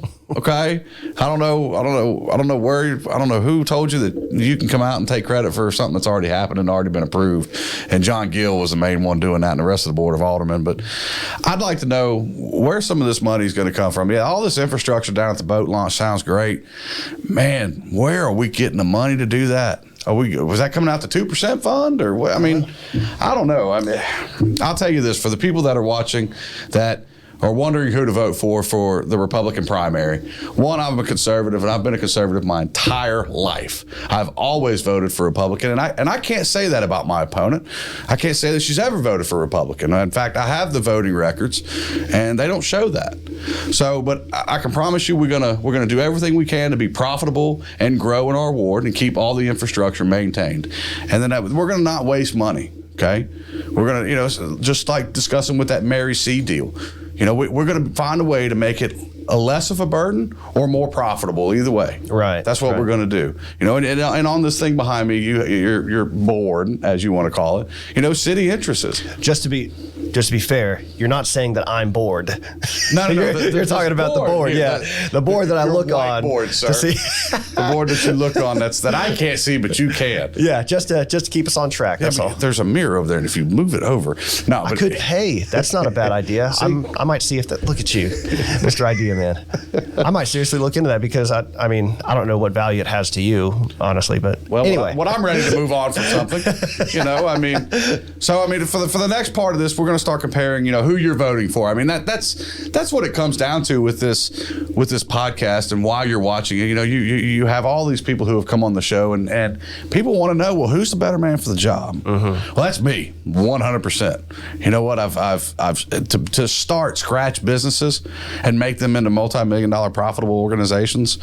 That's what we need, right? Mm-hmm. So let me go ahead and make a couple of campaign promises here. How about that? We ready for that, Bryant? Oh, yeah, I think so. All right. So currently our ward fund, and every ward for the city of Ocean Springs gets $5,000 from the city each year. $5,000. Okay. To do maintenance and update, or not maintaining, but updating the beautification and most recently it was John Gill and Carl King. How you doing, sir? That were they fixed the entrance to Fort Bayou Estates with the fence that got knocked down by Hurricane Zeta. Yeah, they actually had to go outside of the ward and get some other ward money, I think from Ward 4, to help do that. They didn't have enough ward money. Are you kidding me? What are you going to do with $5,000? We're going to put some mulch in the ground and plant some flowers. That's what we're going to do. All right, so look, I'm going to make you a promise. And when I make promises, they get fulfilled. Okay. I do not BS anybody. I'm not going to tell you that, or you're not going to hear from me that your taxes aren't going up. That I don't have that control. It may have to happen. I know how to govern, and I understand how government works, and that may happen, it may not. I'm not going to seek it out, but if it has to happen, I'll make sure it's the least amount that it has to be. But our ward fund is going to grow if elected. If I'm elected, the ward fund is growing by $20,000. Without a doubt, without any other vote, it's going to grow by $20,000. How? Fact. What do you mean how? You want me? So when my opponents listen to this and they use my same tactic, are you gonna take responsibility? You asking me? Yeah. For what? You're asking me how? Because you want me to tell you how? Well, I'm just curious. I mean, because it is it's like a bold statement. You're talking about a 400% increase. That's right. So I'm just curious. Well, first off, and I'll say this too: if you've got a plan that you worry that somebody might take advantage of, that's fine too. There's going to be a time and date stamp on this release of the video, and I'll go back and reference that and go, you know what, Joe Biden, that was my idea. You're saying everything that I'm already doing. Not a bad problem if the president of the United States is taking your ideas for Ward 1. That's right. Yep. I'm not sure how it applies at scale. I was mainly referring to Joe Biden stealing Donald Trump's coronavirus epidemic plan. Okay. I'm not going to. Anyway, so the way that I'm going to do that is I'm going to lobby to the city. Hey, you know what? $5,000 is not enough. Okay. I'm going to go to the other alderman. In all reality here, we've grown a budget surplus of almost $3 million over the last 4 years. Okay, so wait a minute, that's an additional $1 million a year. I'm asking for a simple $120,000 increase into the wards. Mm-hmm. Okay, we all want to talk about downtown Ocean Springs and the city entrances and all this. Well, what about when you get in the city and they drive up to these people's houses? Our home values are on the rise. We want to keep that going. Okay, and one way to do that, we can change street signs. We can make them nicer looking, like in Monticello Woods. I hear you guys. We're getting it done. The entrances are all great. John's done a fairly decent job on election years keeping the entrances up. Mm-hmm. But I mean, there's other things that we can do. If we need 4 stop signs in one area, then I want to be able to do that and not have to worry about it. But here's how I'm going to do it. We're going to go to the city, and I'm going to get with my other alderman. I'm going to get with that mayor, and we're going to budget for that. Okay? We have the budget. We have the means. We have the money. It's a simple $20,000 investment back into the wards, not $2 million for bathrooms and parking and wall ball courts. It's not $2 million, just $20,000. Mm-hmm. And it's going to go, and because it's in our ward and it's at our disposal, we know what our wards want. We live there. We're there every day. We know what can be done. We can hear the phone calls or the emails or the text messages and say, you know what, Carl King is right. We do need to redo something with the crepe myrtles on the median at the entrance of Fort Bayou. Let's get it done. I'm going to call this landscaping company. They're going to come in. I'm going to take bids from 3 different ones, and the lowest one's going to get it. And then you're just a business management guy at that point. You're basically a general contractor. So it's going to happen. And if any of them refuse to follow me, Brian, I'll take my money as an alderman that the city pays me, and it goes to the ward fund. So I'll work for free. $20,000 is nothing. I'm a successful businessman, and I'm not doing this to make $20,000. I'm out here to make it successful. I'm out here to show these people what a real person does with logic and common sense and a business mind can come into this ward, into this political position, and make things work and operate with common sense and stay out of litigation and move forward. So one way or another, it's going to happen. Okay, fair enough. Now, I mean, if I'm elected, now that wasn't hard to describe, was it? No, well, come on now.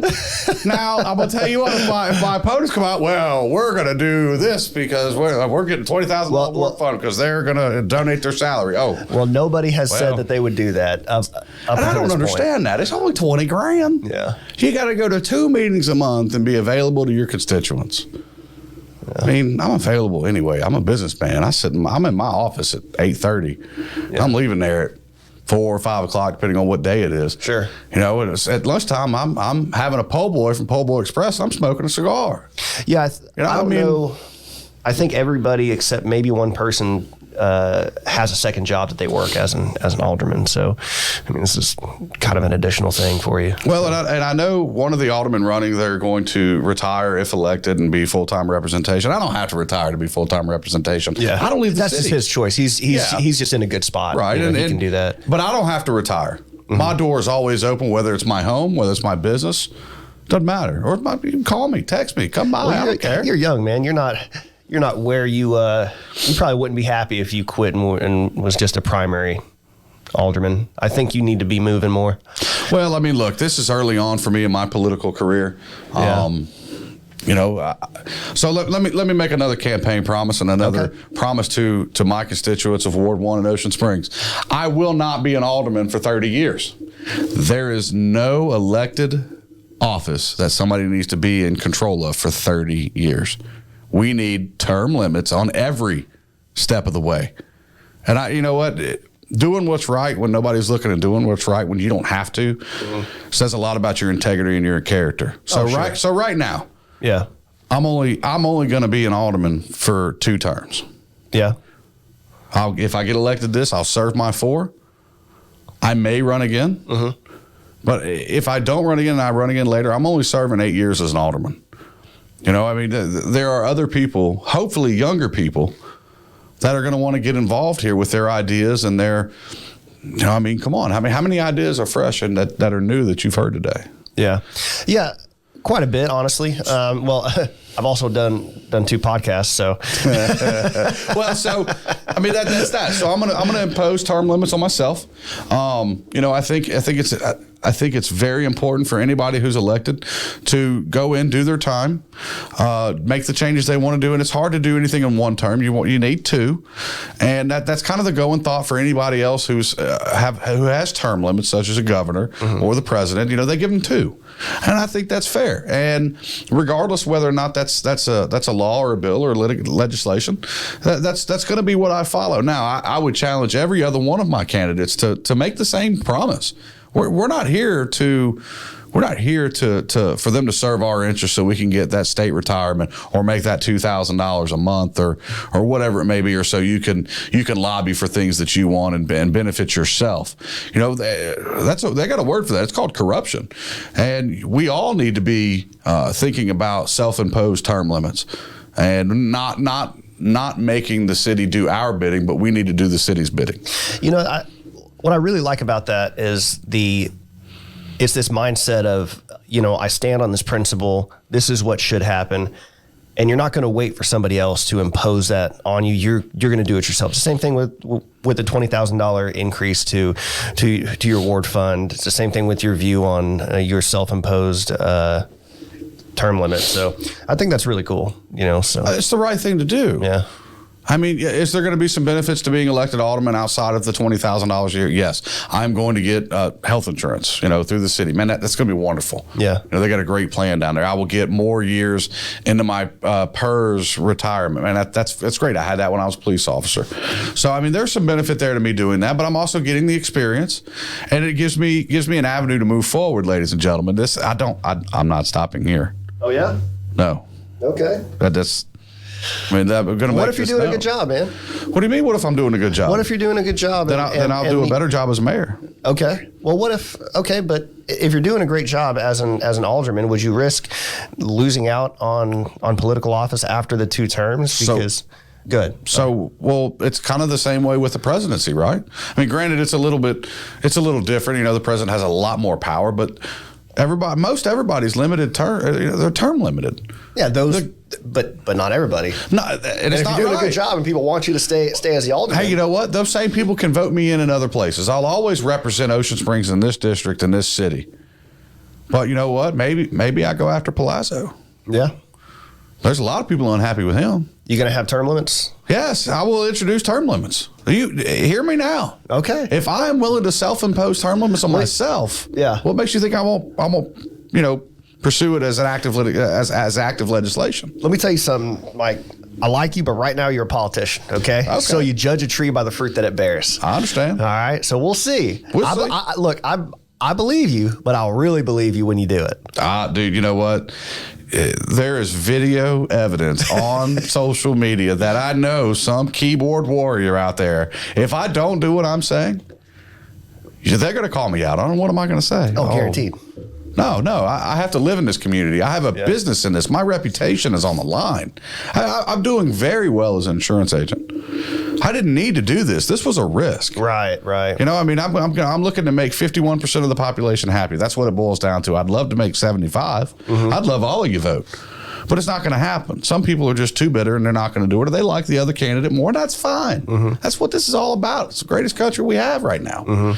But if I don't stick to what I'm saying, I fully expect somebody to go or pick up the phone and call me and say, "Hey, you remember when you said this? You gotta give that money back to the ward. It's what you said." Well, yeah, absolutely, it's going to happen. Yeah. Okay. You know what? In fact, my first paycheck that I put back into the ward fund, I'll bring you on to my office or to wherever, down to City Hall, and I'll write a check right there in front of you. And you could take it to the bank yourself if you want. You put it to the Ward 1 fund of Ocean Springs. Okay, bet. It's a solid Manchester. I mean, you know, what is it? $1,600? I mean, come on, it's not that big a deal.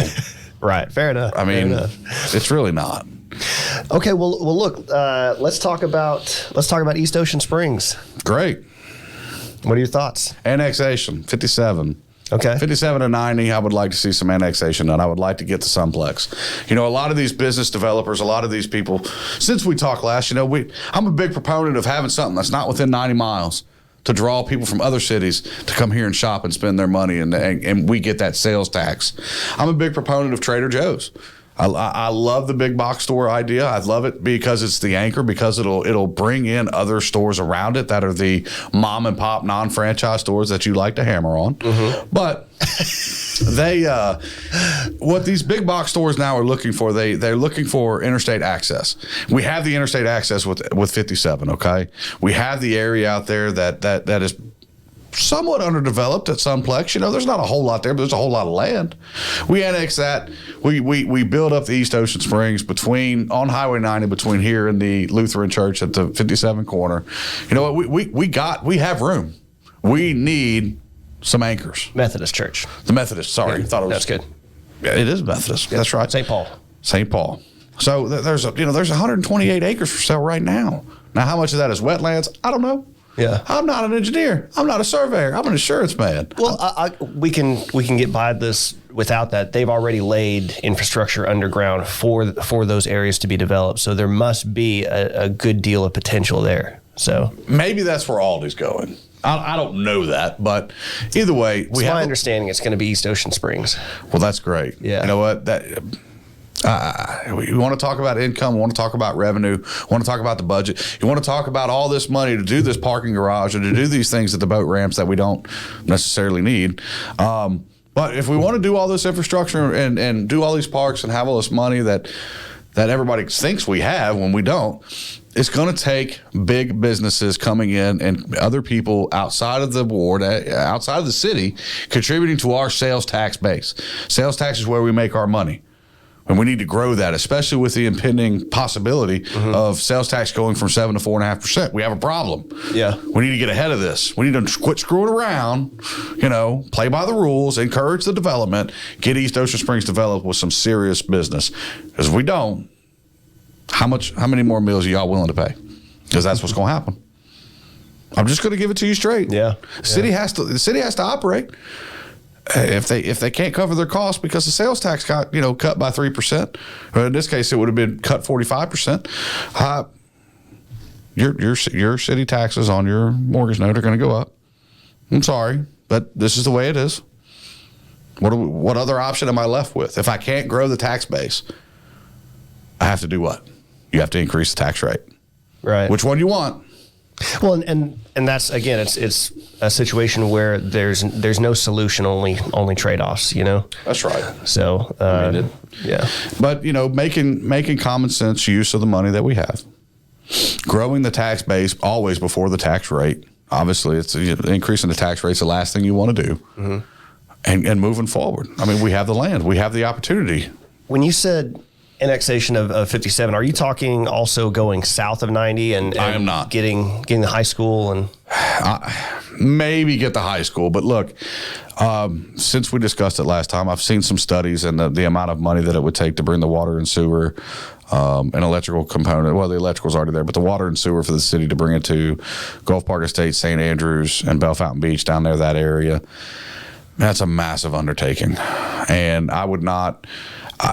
I'm for it, but it's going to take a long time to pay for itself. There's not a lot. Again, what is all that there? It's nothing commercial. It's all residential.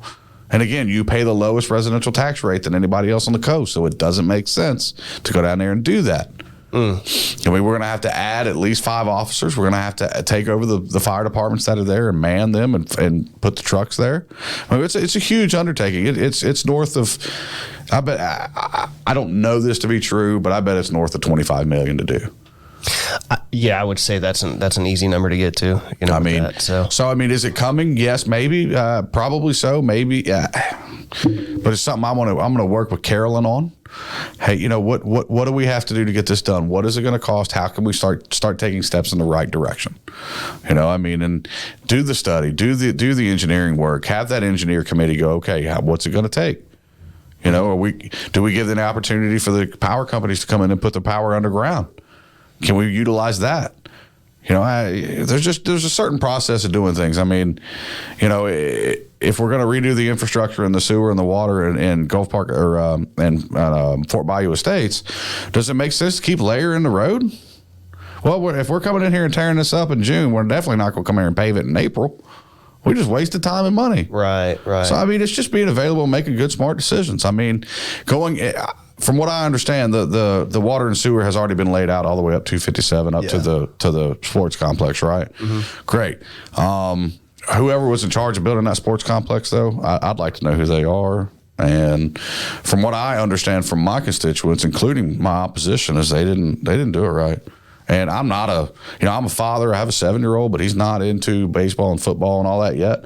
He's more into that jiu-jitsu stuff. Oh, cool. Yeah, right. So I heard that the turf is not right up there. The parking lot's not paved, and it's just somebody up there did something wrong. And I'd like some other clarification. I'd like to hear the other side. Yeah. I hear my opposition talk about it, and I'm just like, okay. I hear you, but. It is an economic opportunity for sure. I mean, you'll get a weekend where they have tournaments, and that's where are they going to go eat?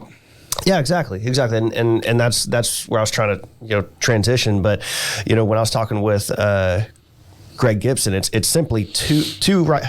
All they have to do is make 2 right turns out of that place, and they can go to Ocean Springs, because you can come out, turn right on 57, then turn right on 90, and you're going towards Ocean Springs.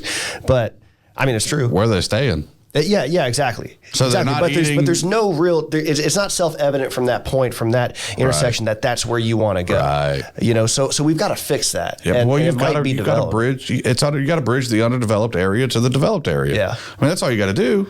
I mean, if you drive, if the drive in between Gaucher and Ocean Springs, once you get past the Tractor Supply, it's kind of boring. Yeah. It's like, look at all these trees. Yeah. Oh, there's a random gas station. Oh. Shell Landing. Yeah. Right. And then there's Shell Landing and the new smokehouse place. Oh, yeah. On the right? Yeah. Yeah. That guy started out of a food truck, I think. And he parks his food truck out back.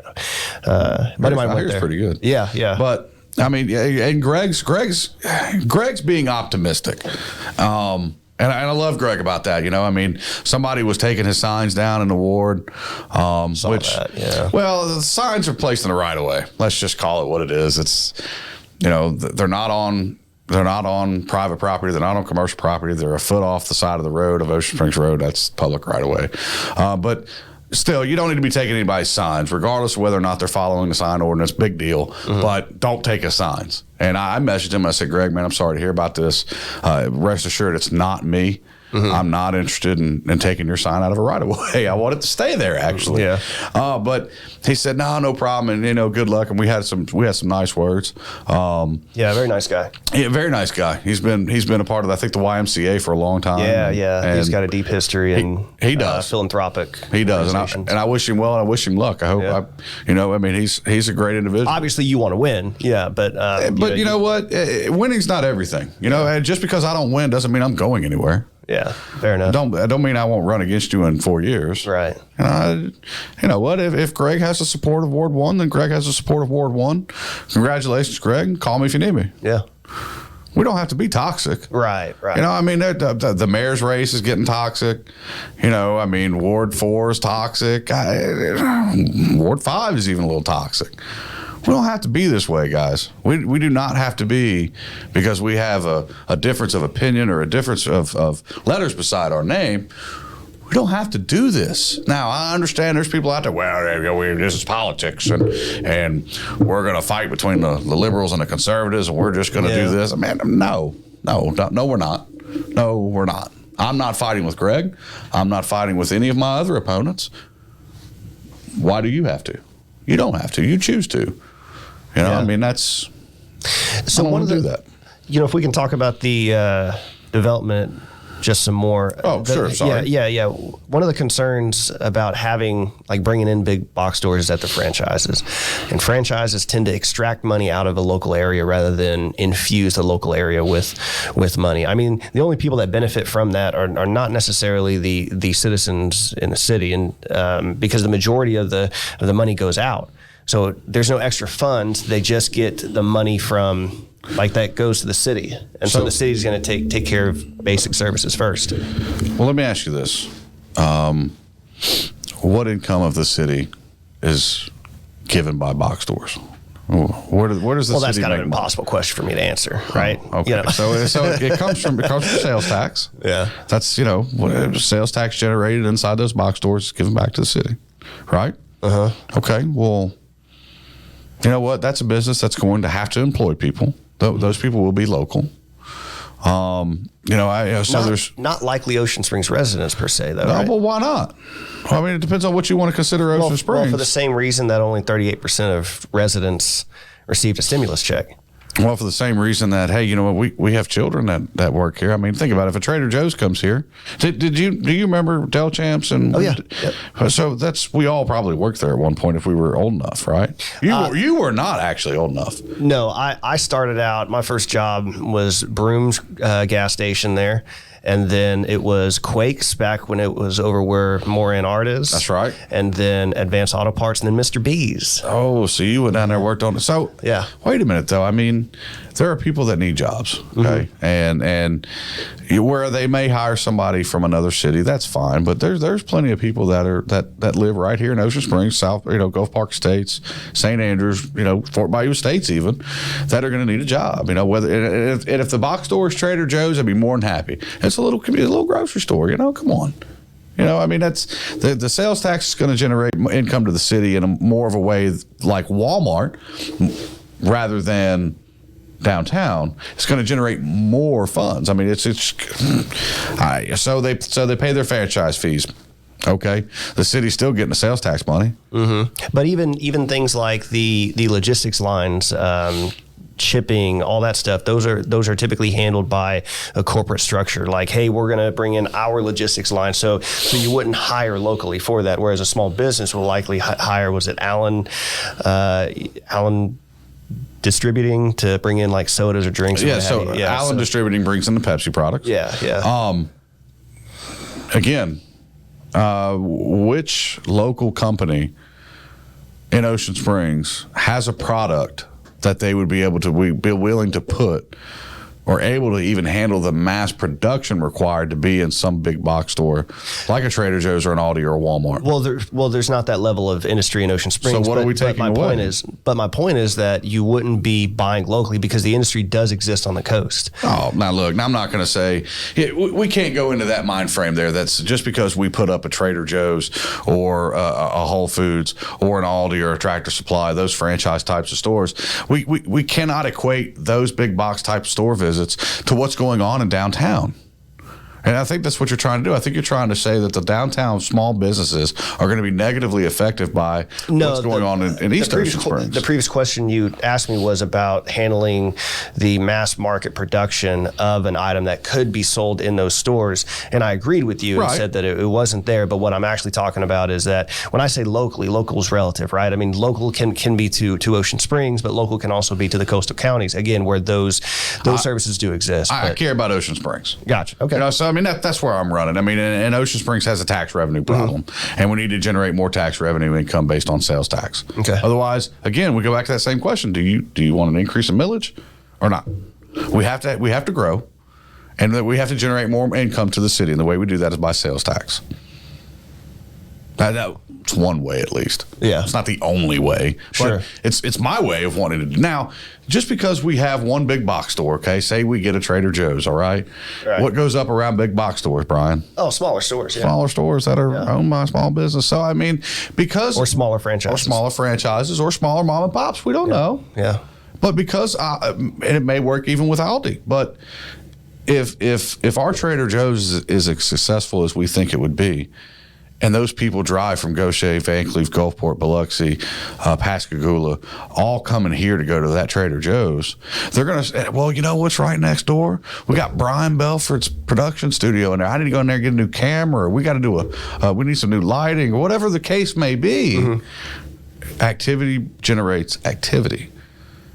And if you have the more people you have in one centralized location, the more opportunity you give for other businesses to come in.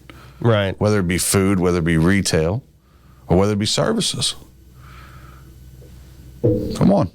I mean, I know you're against this big box store idea. I know you are. And I'm okay with that. I'm not necessarily against it, actually. I would probably take more of the, it's going to sound terrible, but the elitist perspective of it and say, I don't want any big box store. I'm not interested in Sangani in East Ocean Springs personally, because with that come the trappings of problems like traffic congestion, because that's a nightmare to drive out there. You know. Do you know why it's a nightmare to drive out there? Well, poor planning probably. Okay, so yeah, but again, it's you solve that problem if you plan correctly. So just so you know, everybody hates the driving on Sangani. Everybody hates it. But wait a minute, you're not considering 57 to be East Ocean Springs. You're thinking East Ocean Springs right up here next to Tractor Supply that you got to drive by and get through, where traffic's already a nightmare. Wait a minute. Traffic's not too bad there. Traffic's bad everywhere, but in East Ocean Springs on 90. East Ocean, no, don't be setting me up over there. It's bad in Ocean Springs. Oh, okay. It's bad. It's bad east. It's certainly bad in the west. core part of the city. Like once you past Walmart, it gets like east of Walmart, it gets much less. It does. Yeah. But either way, nobody wants to add to that problem by having big box stores, right? But no, to your question. To your previous question, no, I'm not ignoring 57. I want. So wait a minute. What happens if we expand all that in the Sunplex? What do you mean? What if we just put the big box store up there in the Sunplex? It's an industrial area. I mean, can't do that. Hey, ask Michael Butler what you can do. Yeah, sure. I'd like to actually. I'd like to. No, maybe we edit that part out. But anyway, no. You could. There's ways to do things, right? There are ways to get things done. I'll give you a good example. Okay. There's a particular eatery, right? A restaurant that is trying to come in Ocean Springs, and it's one that a lot of people want. It's one that's in D'Iberville. Okay. And it's Chick-fil-A. And so they have an interest in being in Ocean Springs. The problem is the property they want, because they're a business and they're trying to lower the cost to purchase the property, it's a little too big. But the problem is that because of the way that the plots are defined in Ocean Springs, they can't break off that piece of the lot, and they won't build unless that's broken off. First I'm hearing of this. Sounds like some bureaucratic red tape regulation. Do I seem like the type of person who's going to let that stop me? Well, you alone can't, to be fair. It takes me and 3. Right. So you got to be able to leverage the other 3 people, whoever they might be. Now again, I mean, these are, you can't have this conversation without discussing unintended consequences, and I don't know what they are. I can't even speculate. What's that? Where's the property? I think it would be in East Ocean Springs. Okay, but wait a minute now. I mean, if we're talking about not being able to break off a chunk of land between Tractor Supply and 57, well, that ain't a real big problem. And we need to make that happen. Get out of the way. Well, the problem is that the zoning requirements apply to the whole city. So well, the zone, again, there's different zones in different areas, though, and you can petition to have the zones changed. Yeah, fair enough. And that's a me and 3 vote. Right. Here we go. Problem solved. Well, not really. Why not? If it's me and 3. Right, but you don't know who those 3 are. You don't there's I get what you're saying. It just takes 4 people to say, "Hey, let's do this." I'm not disagreeing with you at all. Maybe it's Jeffrey Mortensen. It might. Hey, look, 2 more. There's 2. Oh, let's see, Mike Impey, this is going to be in your area. Mm-hmm. Mike Impey's not a small guy. Him and I share the same kind of statute. Mike Impey voted against the golf carts, though, initially. Well, what's that got to do with bringing in Chick-fil-A? I'm just saying you can't. I love Mike. Mike's a great guy, But and he told the story on the podcast. Eventually, he came around because the issue is that Jackson wouldn't sign off on the ordinance unless it was unanimous. So they sent that back and they convened. And Mike's like, "Look, fine, whatever. I'll vote for that." But what I'm getting at is that. Brian, this is God's chicken. My man, yeah, this exactly. is God's chicken, man. I mean, I get the steaks. I get it. Not that there's steaks there, but it's a terrible pun. Chicken steak. Yeah. I mean, look, this is God's. No, but there's like there's 2 chicken steaks, and it's the left and right breast. That's it. But anyway, this is God's chicken, and you know what? Mike Impey's going to be on board, I'm sure. Yeah. Who wouldn't be? I don't understand. If it's East Ocean Springs, it's underdeveloped, and we have an avenue to develop something. That's not going. It's simple as changing the zoning law. Big deal. Yeah. I mean, as long as our city attorney is okay with it, and we don't see any ill effects from it, we're changing the zoning law for somebody to come in like Chick-fil-A. Yeah. I mean, come on. What if Amazon wanted to build a distribution center in East Ocean Springs? We're going to let that happen? I don't know if I would. Well, I don't either, but yeah. I need some phone calls from my constituents for sure. Yeah, but for sure. I'm just saying it. We need to be movable on some of these zoning issues, and when people come, and you know what, to have Chick-fil-A come in, it has to be a current employee. They have to have $10,000. There's all kind of this thing to start a franchise for Chick-fil-A. Okay, so the fact that they've gotten this far to talking with the city about where they want to be and the plot and what they need to get off the plot. Hey, you know what? They're far enough along. Guess what, Ocean Springs? We're getting Chick-fil-A. I'm sure that there could be other issues as well. That's the one that was told to me, and I thought was at least the conversation started. Yeah. And if I get in, it's coming, man. I'm telling you. I'm telling you. Yeah. So that's interesting. What else, man? What else do you want to talk about? You know what? How about these? How about these overpromised and underdelivered things that are being talked about, man? I on can't. This podcast? No. On some certain mail outs and some certain Facebook posts and my award. I mean, that's what it's all about, right? Like if you people are watching this from Ward 1 are trying to learn who to vote for, and I want to help you with that. And that's why we come here, right? Like we want to let the city know who I am and who we are and what we do. A little bit about me. I'm not going to lie to you about what we can and can't do. I'm not going to have some grand plan that's going to cost the city $5 million that we ain't got to do something that maybe doesn't really even hardly affect everybody.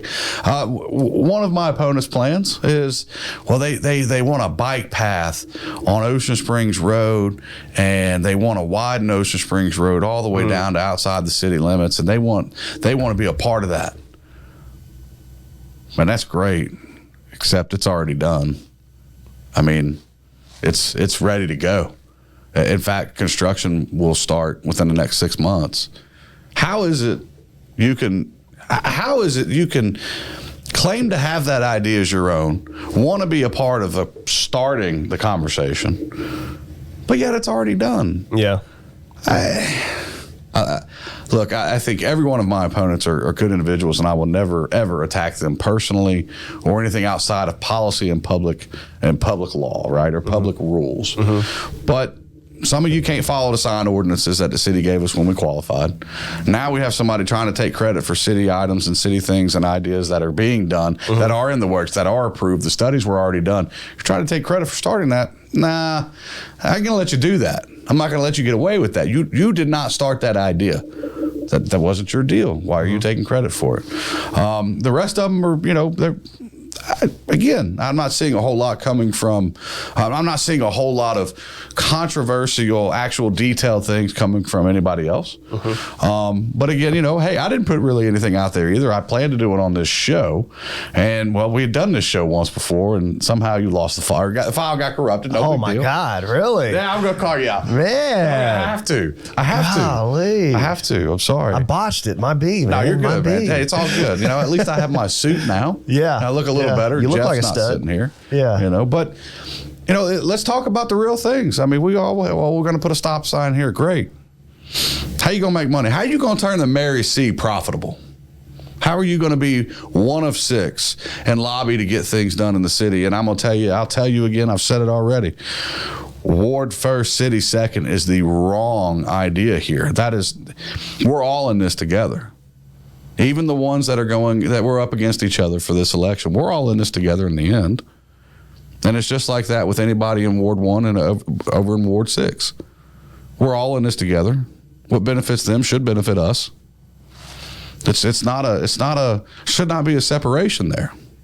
We have the power as aldermen in the city to make change. We don't need the mayor's vote. The mayor don't vote. The mayor don't vote unless there's a tie. So if it's me and 3, there you go. Or if it's potentially Fader Hosey in 3. Yeah.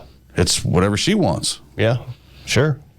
So I mean, it's aldermen have the power. Hashtag me and 3. Me and 3. Oh man, it should be a slogan for you. Well, you would hope it's more than you and 3. I mean, you would hope it's you and 4 or 5. You want the majority here. You don't want to just always on the line. Right. So man, that ain't gonna go over good. That's not gonna be fun. But I mean, I plan to listen to my council. I plan to surround myself with smarter people than I am. These civil engineers who can help us with the beach issue. These Unified Development Code professionals that know what we can and can't get away with. What's going to be the best way to grow Ocean Springs, but keep it Ocean Springs. Right, and that's the concern. Yeah, and I know. I mean, I sit up here and tell you everything that I want to do and all this money that I want to generate and bring into the city and all this infrastructure that, we could build if we had the money, but I'm trying to get us to the money part. It's still Ocean Springs, man. It's still my home. At the end of the day, I need to drive down Highway 90, take a right and go underneath the 90 bridge and cruise down Front Beach like I used to do every day at lunch. That's what we used to do. Yeah. Go down there, look at the water, look at Deer Island, look at the sand and all the people that are walking down there on the walking path and past Kenny De Niro's bait shop. And, Danny Jelanovich was down there working a harbor master. And then, a couple of my clients' sailboats that were in there. I mean, it was just, even Mr. B's boat was there. I mean, this is where I'm from. Mm-hmm. If you think I'm going to come in here and try to make this something it's not, that's wrong. And that's not something I'm going to do. I'm going to make us better. We're going to make us more profitable. We're going to have more surplus. Yeah. We're going to have some things like God's chicken in the city. I can't find anybody that don't want Chick-fil-A. Yeah. Everybody wants it, so let's do it. But I almost sank Matt's boat one time. Matt who? Matt. Oh, I'm sorry, Matt. Matt Blankenship. He's the one who owned. Mr. B's. Yeah. His boat was right there. Yeah. So that boat was at the point. Years ago, I think it had sunk in Hurricane Katrina, and so it was my job to restore the boat. I did the air conditioning, I did the hydraulics, I did a lot of that work, and then I even reseated the engine so that they could have someone come in there and tune it.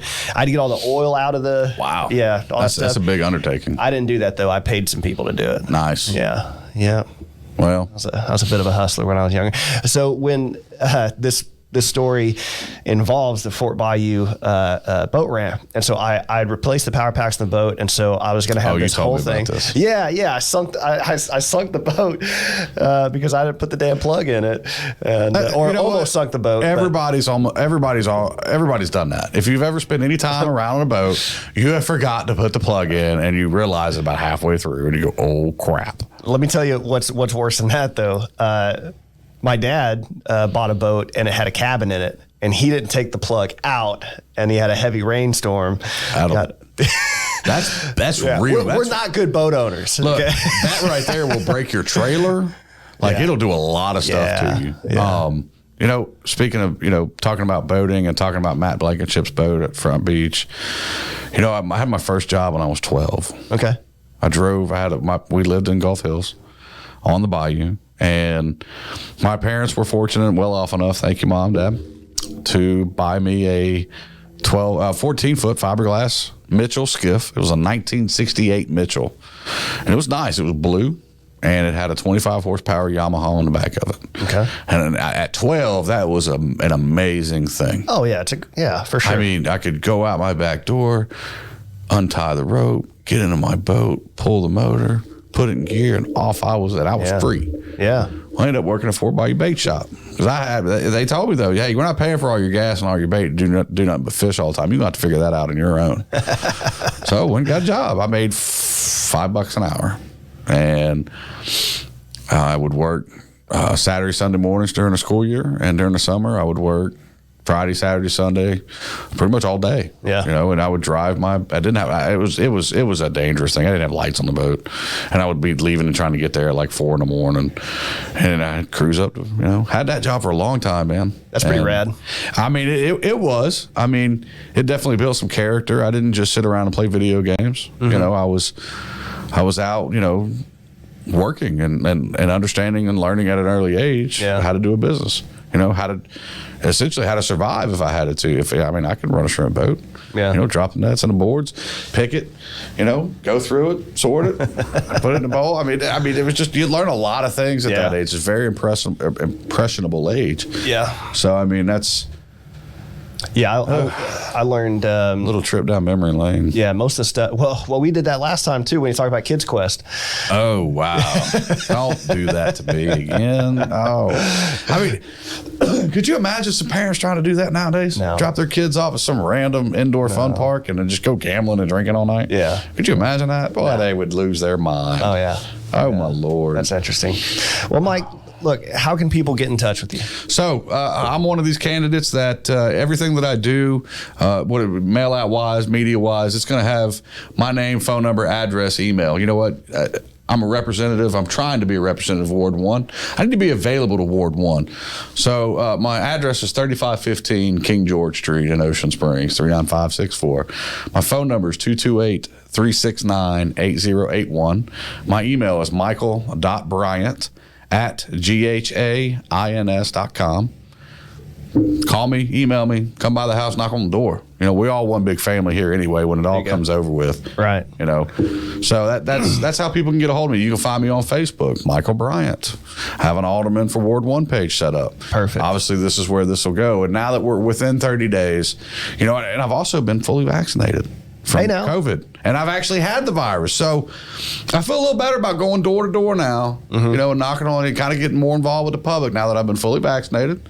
I've actually had the virus. I feel a little better about talking to people that are maybe would have a little problem with that virus if they got it. So I feel pretty confident that I have all the antibodies that I would ever need to fight that virus off. And we're about to get to work. There you go. That's what we're about to do. There you go. Well, look, Mike, it's a great time. Great time talking to you, and obviously wish you the best of luck, man. And having so many great people to choose from, right, is obviously a benefit to the city. And and I'm happy that you're running, man. And again, I wish you the best of luck in all this. All right, brother. Appreciate it. All right, everybody. See ya. Not bad. No, how long? 2 hours.